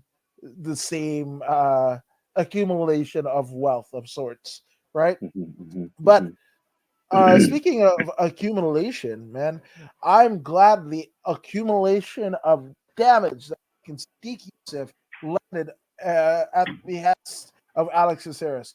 Alex Caceres has been boring as shit to me for a long ass time since UFC 199. Because I mean, I've said it many times before. To the forum, this is where I did my first interview, first podcast, whatever. I'm still a fan at this point, and this was my second ever live MMA event I'd ever attended. The first one being one of the Combate Americas shows that they were having at the Exchange LA over the course of like three Monday nights. And at the time, MLW Court Bauer, a former WWE head writer and whatever, he was the director of the show and what have you. But with that all being said, I remember being in the beer line at UFC 199 and getting a beer, and the guy going like, "Oh," because they had TVs outside the forum, and they're like, "Oh, that's that Bruce Leroy guy, right?" And we're waiting in line and whatever, and he still didn't do shit. It was like, "Oh, this is Bruce Leroy, fucking guy, right?" And literally, like, people were at the fucking TV and then people dissipated, people dissipated, people dissipated. By the time the fucking fight was over, nobody gave a shit. Uh, in in the I would say the comparison of how the UFC can has the uncanny ability to make anywhere in the world look the fucking same, whether it be Fight Island, somewhere in Rhode Island, somewhere in Mohegan Sun, LA, Forum, Staples Center, wherever the fuck, it looks the fucking same. Dallas, Texas, Houston, doesn't matter, right? Alexis Harris can make an amazing looking fight on paper look boring as shit. Uh, so I'm super glad that Super Sadiq Youssef earns the victory here. Yes, it was a unanimous decision. I'm saying yes, Alexis Harris is boring, but I'm not saying he's not a tough fighter. So I think this is the best way that Sadiq Youssef could have fought a KG veteran like Bruce Leroy. But that's just me talking. What do you think? It was a very good matchup. Excellent for Sadiq. He he couldn't really hit Bruce Leroy because Leroy was too fast. The Bruce Leroy thing, the speed, and it was consistent, just as people say. He struck well. He struck. He was actually beating Sadiq in the beginning. Then Sadiq realized, oh, the only thing that I can hit is the closest thing to me because Leroy, first of all, he's always in southpaw. He switches. He switches, but mainly he prefers to be southpaw, which is your right leg up. Sadiq, comfortable, being left leg up. He kept firing at the closest thing. I can't hit you in the body, hit you in the face, so I'm gonna fire at the leg. And he kept throwing that inside leg kick, and I believe he threw 20 plus kicks combined. But a whole lot of them, about 80% of them, went to the inside thigh, and this immobilized Alex Caceres and led to Sadiq being able to close in and utilize his hands. Also, Alex early on tried to use his jujitsu. He tried to take the back and finish the man, uh, finish Sadiq with his jujitsu. But Sadiq had good enough defense to take that away, which was why they ended up standing, and Sadiq was able to damage the leg and take away his bounce. And without that bounce, Bruce Leroy turns into just Leroy, and Caceres was finished unanimous decision. Yep, he's fucking just Leroy. Hell yes, I like that. I like I said, if I never see another fucking Alex Caceres fight again, I'm good. Like whatever. If I never see him included in a new UFC video game, I'm good. I'm so good. Like it's I couldn't. There's I think the wrestling terminology is like, oh, he couldn't draw a dime, if you fucking threw a penny at him. He wouldn't draw flies if you rolled him up in fucking dog shit. That's Alexis Harris's like. I swear to God. I mean, there was a time he was exciting, a dynamic striker, but he's that like he's way past that. He's a decade past that. Like he's past his sell by date.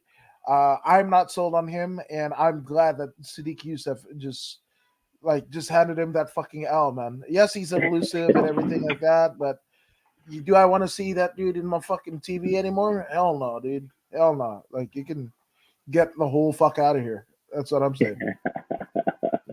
Sorry, Unfortunately for you, he's coming back soon. Jesus Christ. How thin is that fucking roster in that division? That's what I think. Jesus Christ. I don't know what the fuck. But you know the what? dude, man, he finds a way to win. He finds a way to win, so he sticks around. He finds a way it's hard to fucking get rid of a dude like that. He's like old faithful. He'll always be there. When you need him, he'll be there. He doesn't draw, but he'll be there. How many old faithfuls over the years have they fucking done away with? How many young hopefuls have they done away with? Fucking Yair Rodriguez found himself away. Like and he's the only Bruce Lee character around. So Fuck, he got the fucking intellectual rights for Bruce Lee in the fucking video game. You don't need this sorry ass motherfucker. God, get him away. Just away. What is the village in Moana say? Away, away. That's what I'm at. That's what I'm at. I'm good on Bruce Lee. Thank you for your service. Your service is no longer required.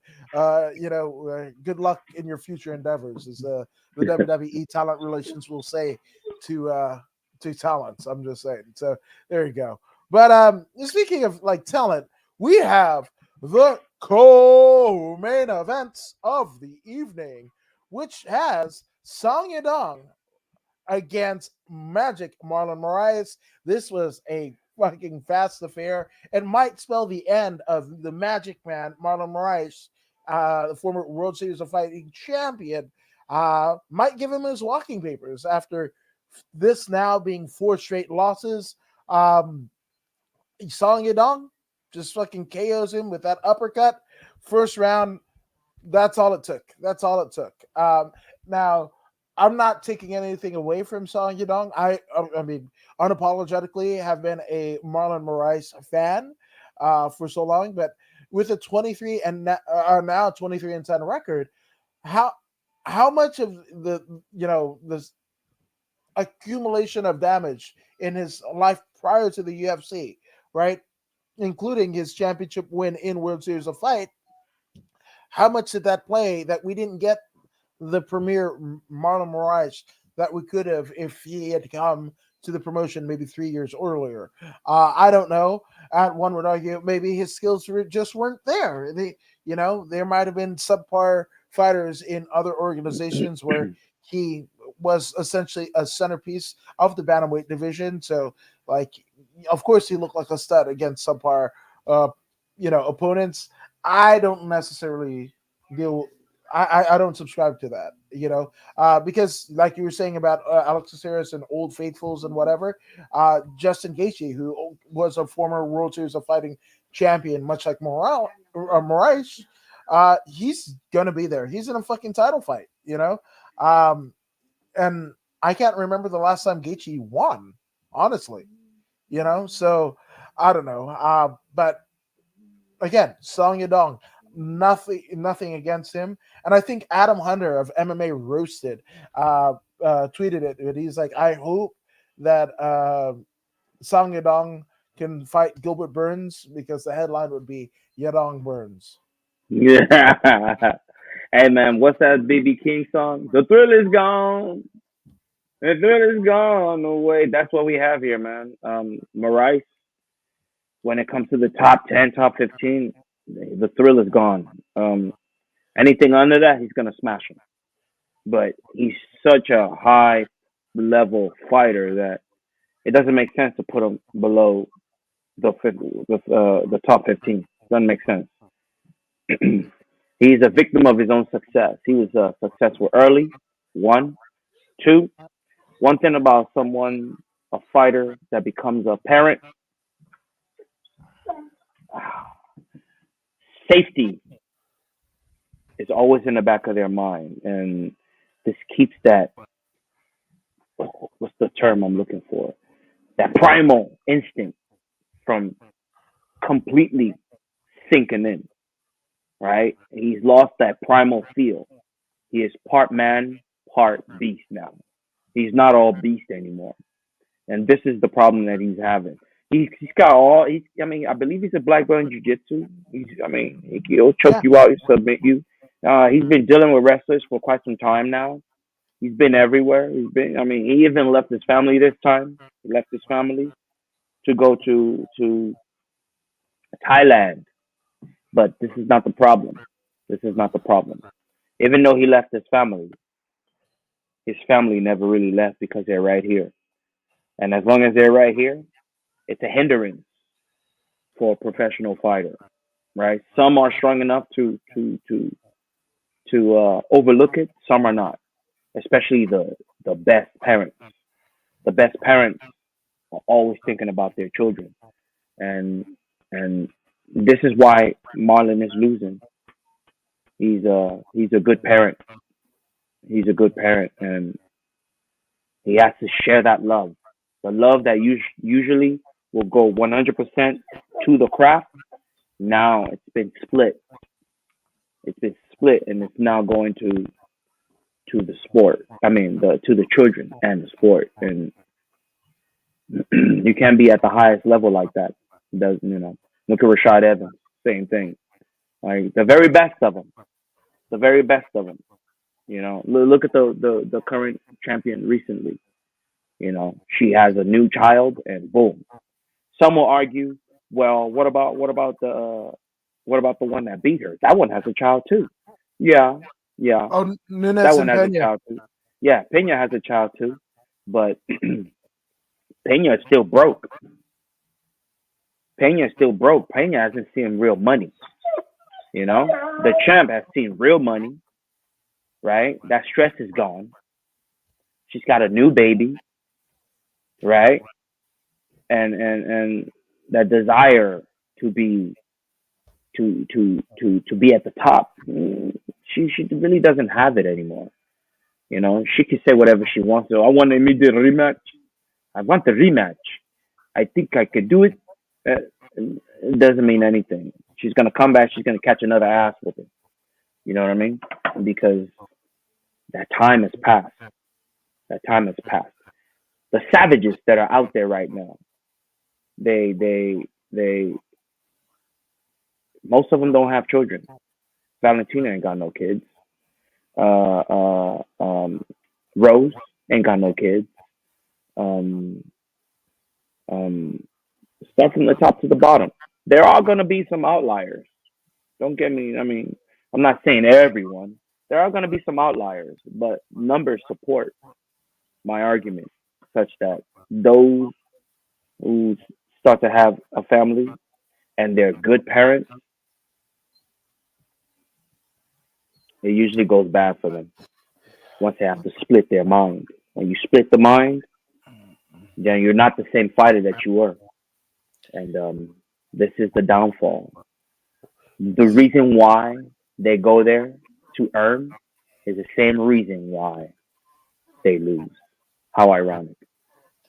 Yeah, and that's so wild, right? And it's so paradoxical. Where on what makes you a better person, right? In terms of life prosperity, you bring it life into the world, you find love, whatever. Those are deterrents from you actually being able to be the most complete fighter, right? It's so how do you say, attention grabbing, and the attention allotment. It's a selfish sport. It's a very, very selfish sport. That's why a lot of people who are maybe single, or they put other things on the back burner. They don't know what the fuck TV is going on. They don't know what's going on the world stage. They don't give a shit about politics. They don't care who's got the number one record on the fucking album charts or whatever. Mm-mm, Because they're consumed by the fire of mm-mm, what it means to be an elite level, whatever the hell. And once you mm-mm, start seeing opportunities, rap stuff in Hollywood, in a movie, guest star on whatever the fuck, then all of that stuff dissipates the savage that is within. So it's it's wild. Now the good brother, Fight Life Nation, and shout out to Fight Life Nation, was there at Sparstar. Took some phenomenal photos. Definitely check him out. But he says Yadong fights in the 135 division, which is super deep. Who would you like to mm-hmm. see him fight next? So I want uh that rematch. I want against that who? rematch. Against who? Chito. It's my show. It's my show now. I want the Hmm. Chito show back. Chito's got to fight. He's gonna be fighting somebody real. Font. Chito's gonna be Yeah. fighting Font real soon. Font. He's fought some high level competition. I believe the last person he fought was what's that boy's name from the one that got toe tagged by Max Holloway in Uh dramatic fashion. God. Uh Wait, Max Holloway in the 135 pound division? Yeah, yeah, yeah. I don't fucking know. Wait, am I tripping? Nah, I am tripping. I am tripping. They didn't Yeah. fight. He fought someone. Rob Font fought someone that beat him. Yeah, Rob right? Font. Who did he beat? Someone high. I can't remember who. Someone high up. Snoop Dogg. Yeah, someone real high. Hey, You but didn't mention I what want type to of see high. Cheeto.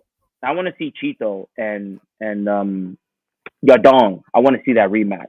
I believe this is the right fight. I believe this is the right fight. If I Font is to fall out, I say you slide in Yadong and run that back. There's a good chance that it won't happen, but that would be the perfect scenario. You so know? let's just go with, and I'm going with ranking MMA rather the UFC website. Okay. UFC can be all fucked up and whatever. Okay. The site, I should say, in terms of rankings. But Mm-hmm. let's see where Yadong sits. Well, that's just fun. Yadong sits. Where does Yadong Yadong sit? song. Yeah. So we got Yadong at 17, right? You've got Victor Henry at 18, right? At 16, you got Kyler Phillips, Rowland Paiva, Ricky Simone at 14, Sugar Sean O'Malley at 13, Pedro Munoz at 12, Frankie Edgar at 11, who might be bordering on retirement, Moraes, who he beat at 10, Dominic Cruz at 9, Marab the Machine at 8, Marlon Chito No good Vera for at him. 7, Rob, obviously Rob Font, he's kind of got his dancing partner already. Corey Mhm. Sanhagen at 5, Jose Aldo. That's a good fight. Yeah, Sanhagen's a good fight. yeah, Jose, no. yeah. And then TJ Dillashaw, Aljamain Sterling, and TJ, so no. yeah, yeah. So Aljamain, no. Aljamain will beat him. if for me for song it, oh, well, who would be your Sanhagen. you say Sanhagen will stand Sanhagen? with him. Yadong needs people that can stand with him. Okay, Yeah, he's got wrestling, takedown defense, but when it comes to it, and it's a main event, those top seven will smash him. With the exception of Chito. Chito will stand with him as well. Chito will stand. Chito won't go for that takedown stuff. Chito likes to fight. You know, he takes that stuff serious. Chito's one of those people that with children or no children, he's different. He's different. He just enjoys it. You know, so that ain't gonna change. He's just a primal dude in his normal life, and in the cage and outside the cage. He's one of those outliers. So Chito, he needs people that's gonna stand with him, so he can really blossom. Right? Give him more time to work that ground game and continue to develop with the alpha alpha team alpha male. You yeah. know, so who's going to stand with him? I believe Stan Hagen will stand with him. Stan Hagen will stand with him at least 80% of the time. That would make for a very, very good match. Now that he's beaten this fella, he's going to move up in ranking from 17 to wherever, maybe 10th place now. Was that what Yeah, you said? yeah. Moraes is in 10th? Yeah. So he's going to move up to 10th place. Now he can fight the top five. Anyone in the top five he can fight. So I see Sandhagen as a very good candidate. Everyone else would take him down and smother him and all that, make for a boring match Uh, because he's an excellent boxer. It must be taken into consideration. yeah. I mean, I hear what you're saying, but if you want to, let's assume that even though Moraes, and again, what I'm basing it off of is a non UFC based ranking because Mhm. UFC fucking rankings don't mean shit. Uh, Mhm. because somebody falls out or whatever, and the line is essentially jumped. But for me, I would actually like to see Sean O'Malley or um, not Frankie Edgar. Like I said, You Frankie don't want to Edgar. put him in there against Sean O'Malley because he's No, also no, a moneymaker for the future. If you put him in there against Sean O'Malley, he'll beat Sean. right, but Yadong that's is strong. He'll beat him up to the body. Sean is a moneymaker. You don't want to throw right. him in there to the wolves too soon. No, but You know see, what I that's mean? that's exactly why.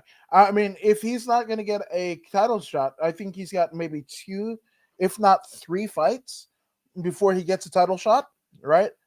And Mhm. he's just perceivably cracking into the top 10. You might as well, if you're going to fucking take fights, and you don't have damage on you, right? First round KO, you're not going to have damage on you. So guess what? Fucking get some money. Get some money. get some money. And I think out of all of the names that are in the top 15 in the UFC bantamweight division, I'd say a fight with O'Malley is even more financially lucrative than Aljamain Sterling and Petr Yan would be for Song Yadong, and especially his Yeah, skill set. but a loss to Sean, no, to those upper guys, you can argue, oh man, they were better than him. That's Right. why he lost. But a loss to O'Malley would really damage either or. Yadong winning, O'Malley winning, either one will be damaged severely. It will hurt their market severely. And when we're talking about making money, you know what I'm saying? You got to build the future, right? I Yeah. wouldn't advise I wouldn't advise putting those two together, even though it will make for a very good match, right? But not right now. Let's save that for later. Let's Okay. save that. Let's build them up a little bit more, just a little bit more. Okay. But I mean, there's the thing. Assuming that we don't get who is the person that you said? Chito, Okay. there's a To me, history there. There's a yes. history there. There's a Chito felt he won that match, that split yeah. decision match, and I believe Chito won that match as well. Chito I won that match, and he wants that fight. Right, exactly. But I don't see rematches meaning shit unless it's for the title.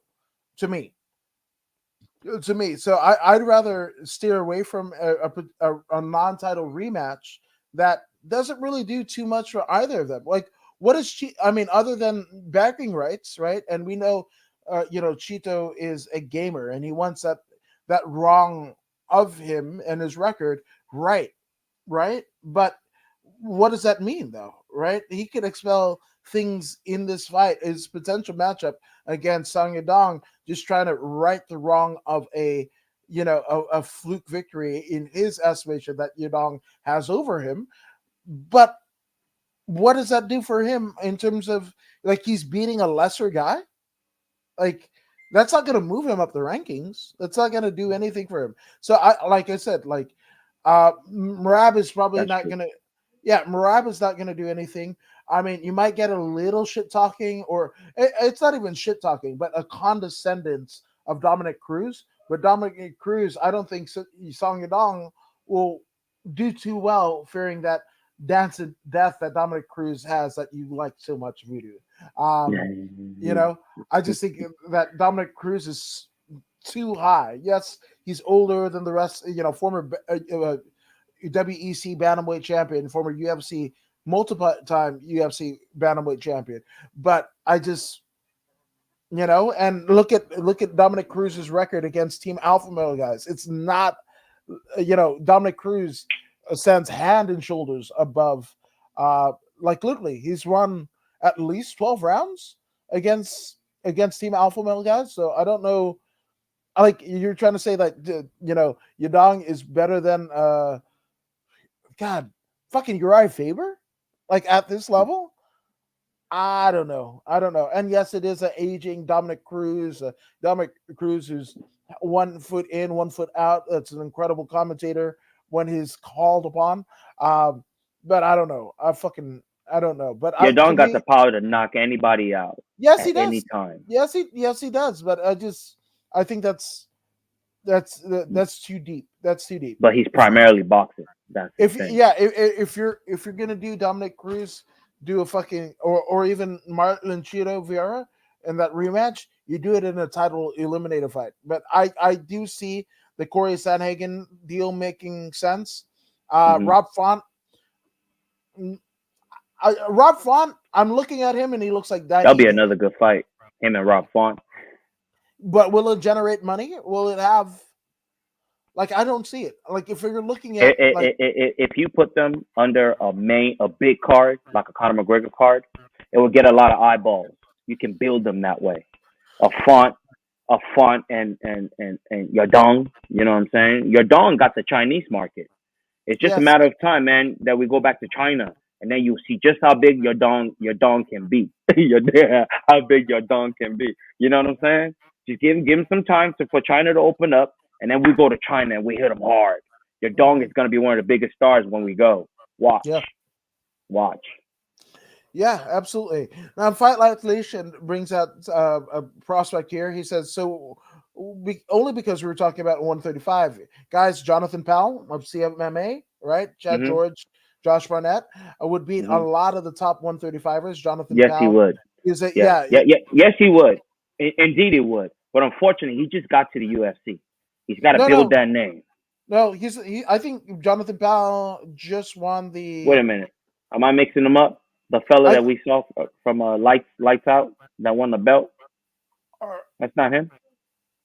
no. I mean, Jonathan Powell might have just won the Spar Star title and then the California State title. So I believe he's still an Oh, amateur. he's a youngster. Yeah, I think who Okay, you're okay, talking okay. about is Cody Who am I Davis. talking about? What's that guy? What's his name again? Is it Cody The one Davis? that's been, the one that's been to Japan Oh, that's Victor and Henry. oh yeah, yeah, Victor Henry. Victor Henry is badass. That Yeah. dude right there. Build your name a little bit more. Let people know your name. You know what Oh, I'm Joe saying? Rogan And knows then his it's name. over. Joe Okay, Joe Rogan. Rogan, keep talking about him, Joe. Keep dropping his name out there like you Yeah. drop Alex Pereira. Yeah, and then Yeah. people will take notes. Once they Yeah. take notes, it's over for Victor Henry. He's stratosphere because he's got Yeah. the skills to back it up. Yeah.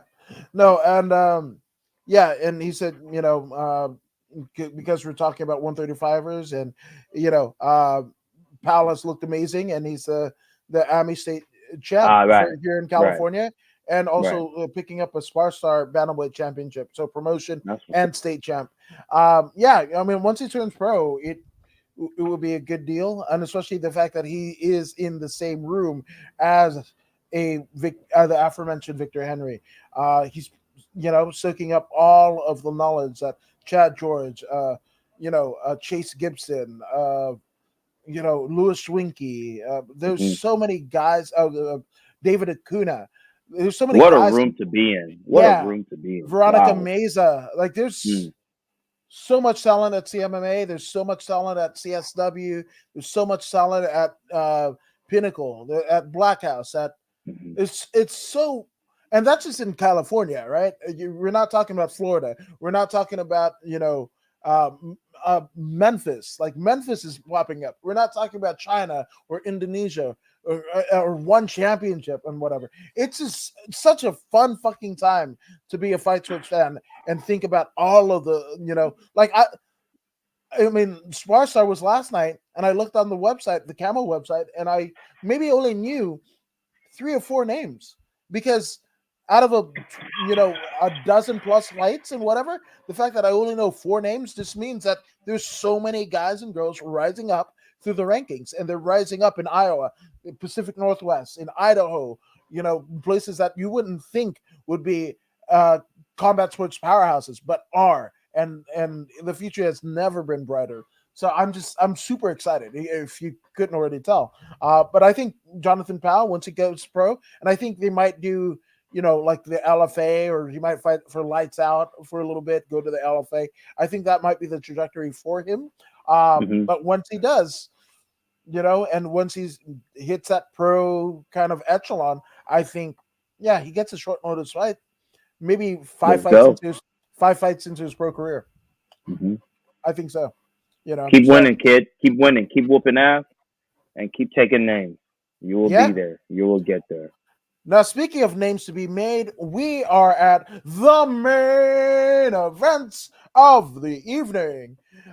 We have former UFC title contender Thiago Santos against Moghamet Ankalaev.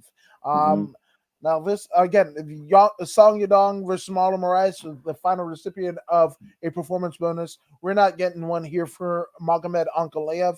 Uh, and everything that you were talking about, Marlon Moraes being, a consummate, father and a family man and what have you. I almost want to apply to Thiago Santos here. For those who don't know, he is engaged to former U. I mean, I don't think she's former yet, but uh, UFC fighter Foxy Yana Kunskaya, right? Hmm. Where she is pregnant with their child. I believe it's a girl, right? And Hmm. between the injury in the fight with John Jones, right, that Thiago Santos suffered, and maybe this incoming baby and attentions being diverted, or just Moghamet Ankalaev just being one of those like fucking Russian Federation wrestlers that look like evil Abe Lincoln that will fucking tear the shit out of a fighter like Thiago Santos. Whichever way you want to kind of justify what went down, this is exactly what went down. This is all 25 minutes, unanimous decision, but unanimous decision going by way of Magomed Ankalaev.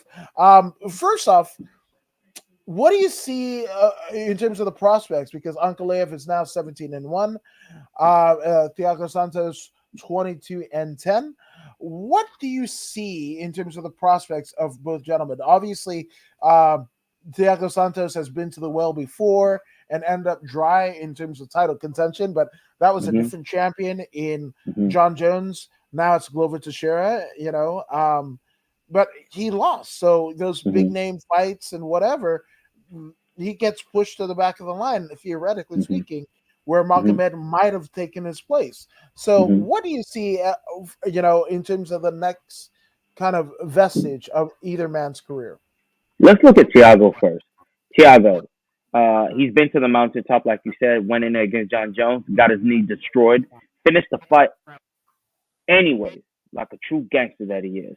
He's got great power in both hands, powerful kicks, devastating kicks, but he is yet to evolve.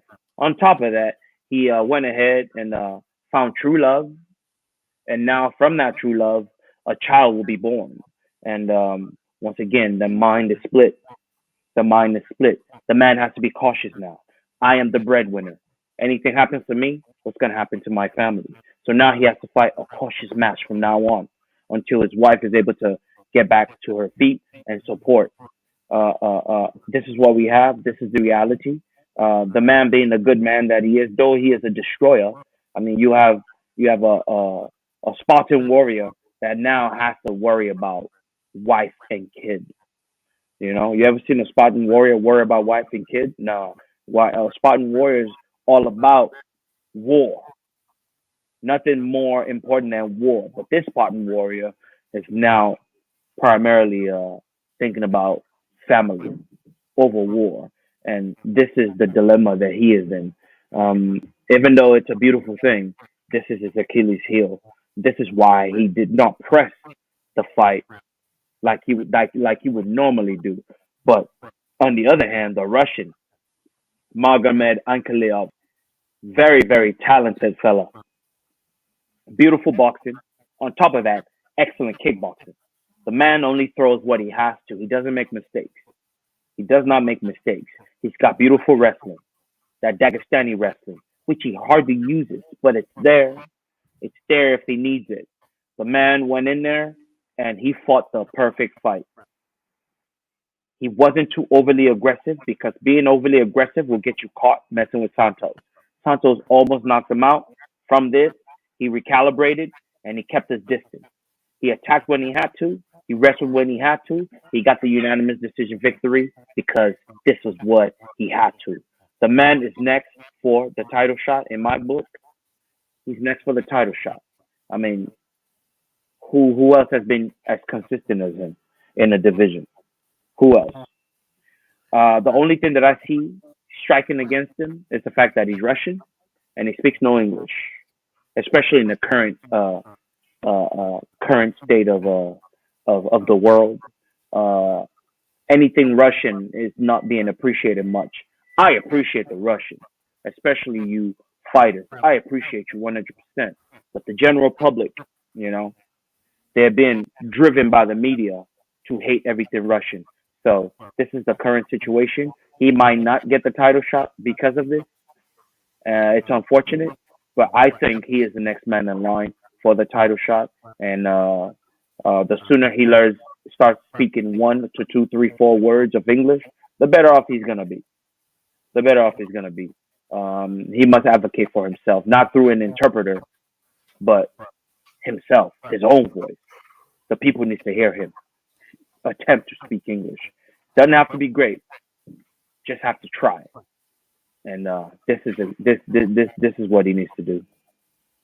Realistically, I mean, if you're a fighter of that region, and we know that, I guess to the temples of what Dagestani Russian Federation fighters are. I think the two prime examples are Habib Nurmagomedov in terms of you know wrestling, right, and then Zabit in terms of the Taekwondo, right.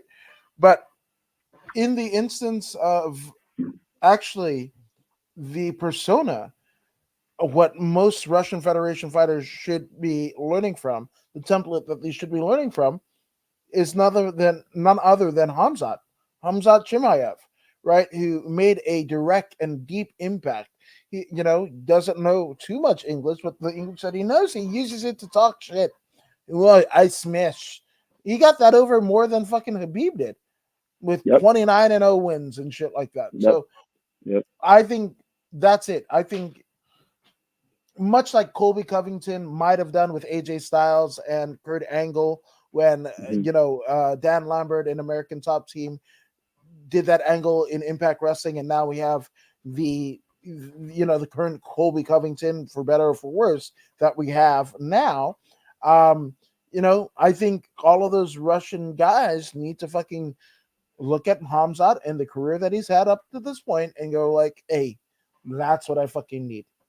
That's what I can need. But I don't know the dynamics of what goes on, in the camps or what goes on in the training or whatever. But it, outside looking in, that's what you need to do. And like Steve said, Hamzat is my favorite now. No, and Yeah. he's a, It's you know, formidable. I mean, what, two fights in the UFC, right as the UFC 4 video game is coming out, there was a push to add him. They added it. They created a character Have for to. him, right? Have And to. not just a character, but he's getting money because he's a playable character in the UFC. Hmm. They made him a downloadable exclusive, right? Hmm. Like the game Rags is to already riches, out. man. Yeah. Rags to riches. He's a So smart kid. He knows that he's only got one shot, and he's riding that pony until that pony dies of exhaustion. You know yeah, what I'm saying? I'm not mad at him, man. Not can't at be, all. can't Hmm. be. So I don't know. Where does I couldn't tell you. Yes, he's headlining this card or whatever, and yes, I'm sure we've talked about him before, but I could not tell you. Moghamet Ankalaev versus, as in the words of Joe Rogan, who's more? We're not gonna call love. Could not tell you. You know, uh, four fights, hit one time, ridiculous. See, Yeah, like Voodoo was saying, literally yeah, fucking four words in English, yeah, right? And he yeah. got it over. Yep, Four fights, hit one time, yep. ridiculous. That's I that's it. kill you. I kill everybody. Yeah, He's killing people. He's not yeah, smashing anyone. He started yeah. smashing. Now he's killing them. Now he's Even killing. I love it. even even the meme, right? Where obviously he carries a beard, and they're like, if he shaved it off, he'd have a weak chin. But the fact that he's so popular that people are making memes of him and wondering what he would look like without a beard and facial. Again, he's such something where Magomed Ankalaev hasn't, right? Hmm. So I mean, honest to goodness, if I were Dana, right, and it's Magomed versus and Hamzat as a next heir to Glover Teixeira, assuming the fight there are a potential rematch with Jan Blachowicz doesn't happen. I'm plugging in fucking Hamzat rather than Magomed. And Magomed could fucking have 8 wins in a row and fucking destroy them all. It's cool. I'm still plugging in Hamzat. Hey man, this fella, man, he's something special. He's something special. We haven't even seen anything yet. Hamza Chimaev. We haven't even seen anything yet. The fact that he understands the mic game so much. Look at his platform now. Just by the understanding of the mic game. He's not a great English speaker, but he's an entertainer. He gets the entertaining aspect of things and he brings it. And because he brings it, people are taking notice. He's a good fighter, decent on the mic. Look at his platform. Now he's got millions of followers. This is the key to success. This guy comes from a war-torn Chechen country. He ran away from his country so he wouldn't die. Ran to wherever he's at. Where's that European country that he's coming from? Amsterdam, right? Netherlands, somewhere. No. Somewhere else. The one.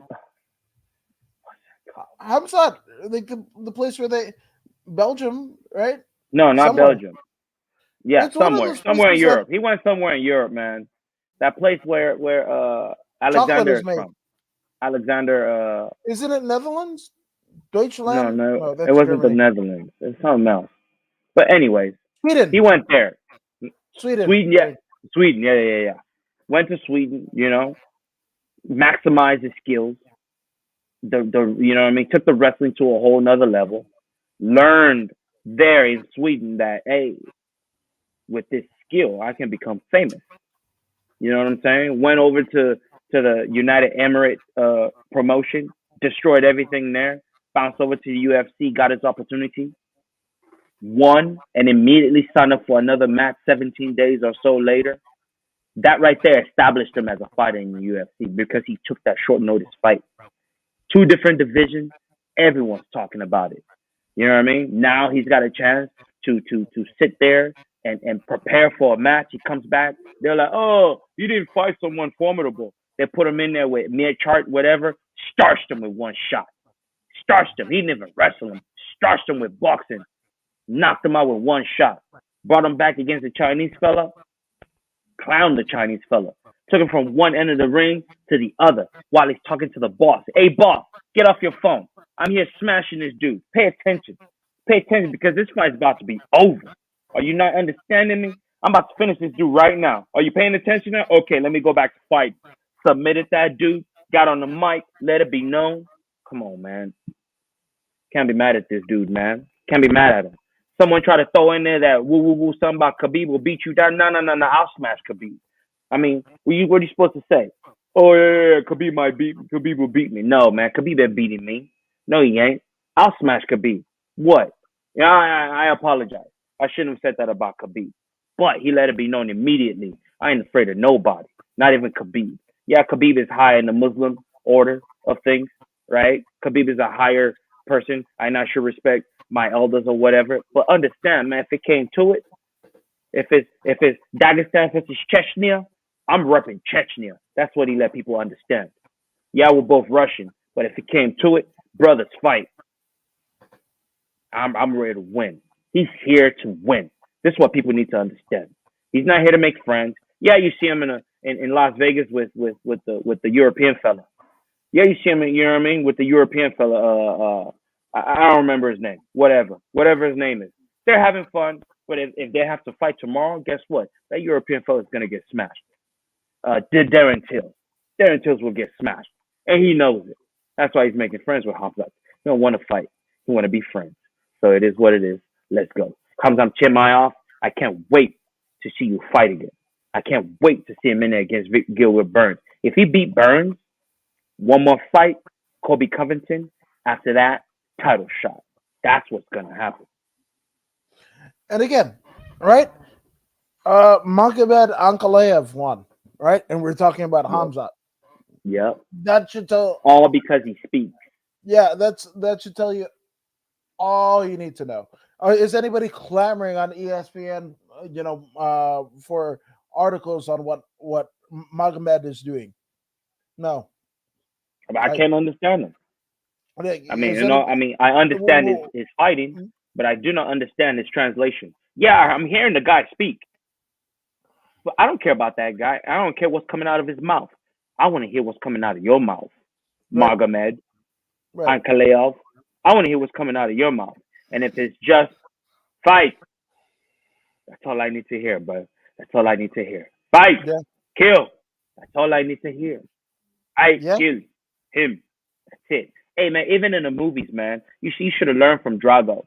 Drago said, if he dies, he dies. How many words is that? 6 words? Come on, man. How long does it take to learn 6 words? Not long. Yep. The wolf is What the did he say? alpha. The what? What was that? Say that The again. wolf. The wolf is the You alpha. damn right it's alpha. The wolf is the only beast that you don't see in a circus jumping through hoops. Understand? Yeah. Yeah, so I mean, one thing we understand, man, this was a lot of fights through this weekend, a lot of bonuses administered by the UFC to four fighters, and again, all those four $50,000 bonuses didn't go to anyone in the main event. So if you That's right. know, you know. There you go. I mean, that is what it is. But Hmm. speaking of what it is, where can people find you on the social medias, Voodoo Maximus? Man, jump on that search engine, type in YouTube, Instagram, Facebook page, Twitter, Snapchat. You'll definitely find the one known as Voodoo Maximus on all platforms. Let's go. Yep, I'm according to Woods on a lot of the platforms. Right, when I'm not podcasting and whatever, I'm sharing things that I hope would make you laugh, even at other people's expense. Uh, Also, might be on the After 83 Weeks podcast with Eric Bischoff, Chrissy Olsen, Steve Kaufman, and George Hermosa. But Too sweet. also, yes, too sweet. But also on this very podcast. If you haven't already done so, go ahead and like, share, and subscribe to Voodoo in the Woods on Facebook and YouTube. And you can Hmm. also support us by going over to bodyslam.net and all of their Yeah, social media channels that's because right. we are simulcast right there on bodyslam.net. So That's another right. too sweet. Yeah. But Speaking of too sweet, we hope that you guys are living virtuous lives.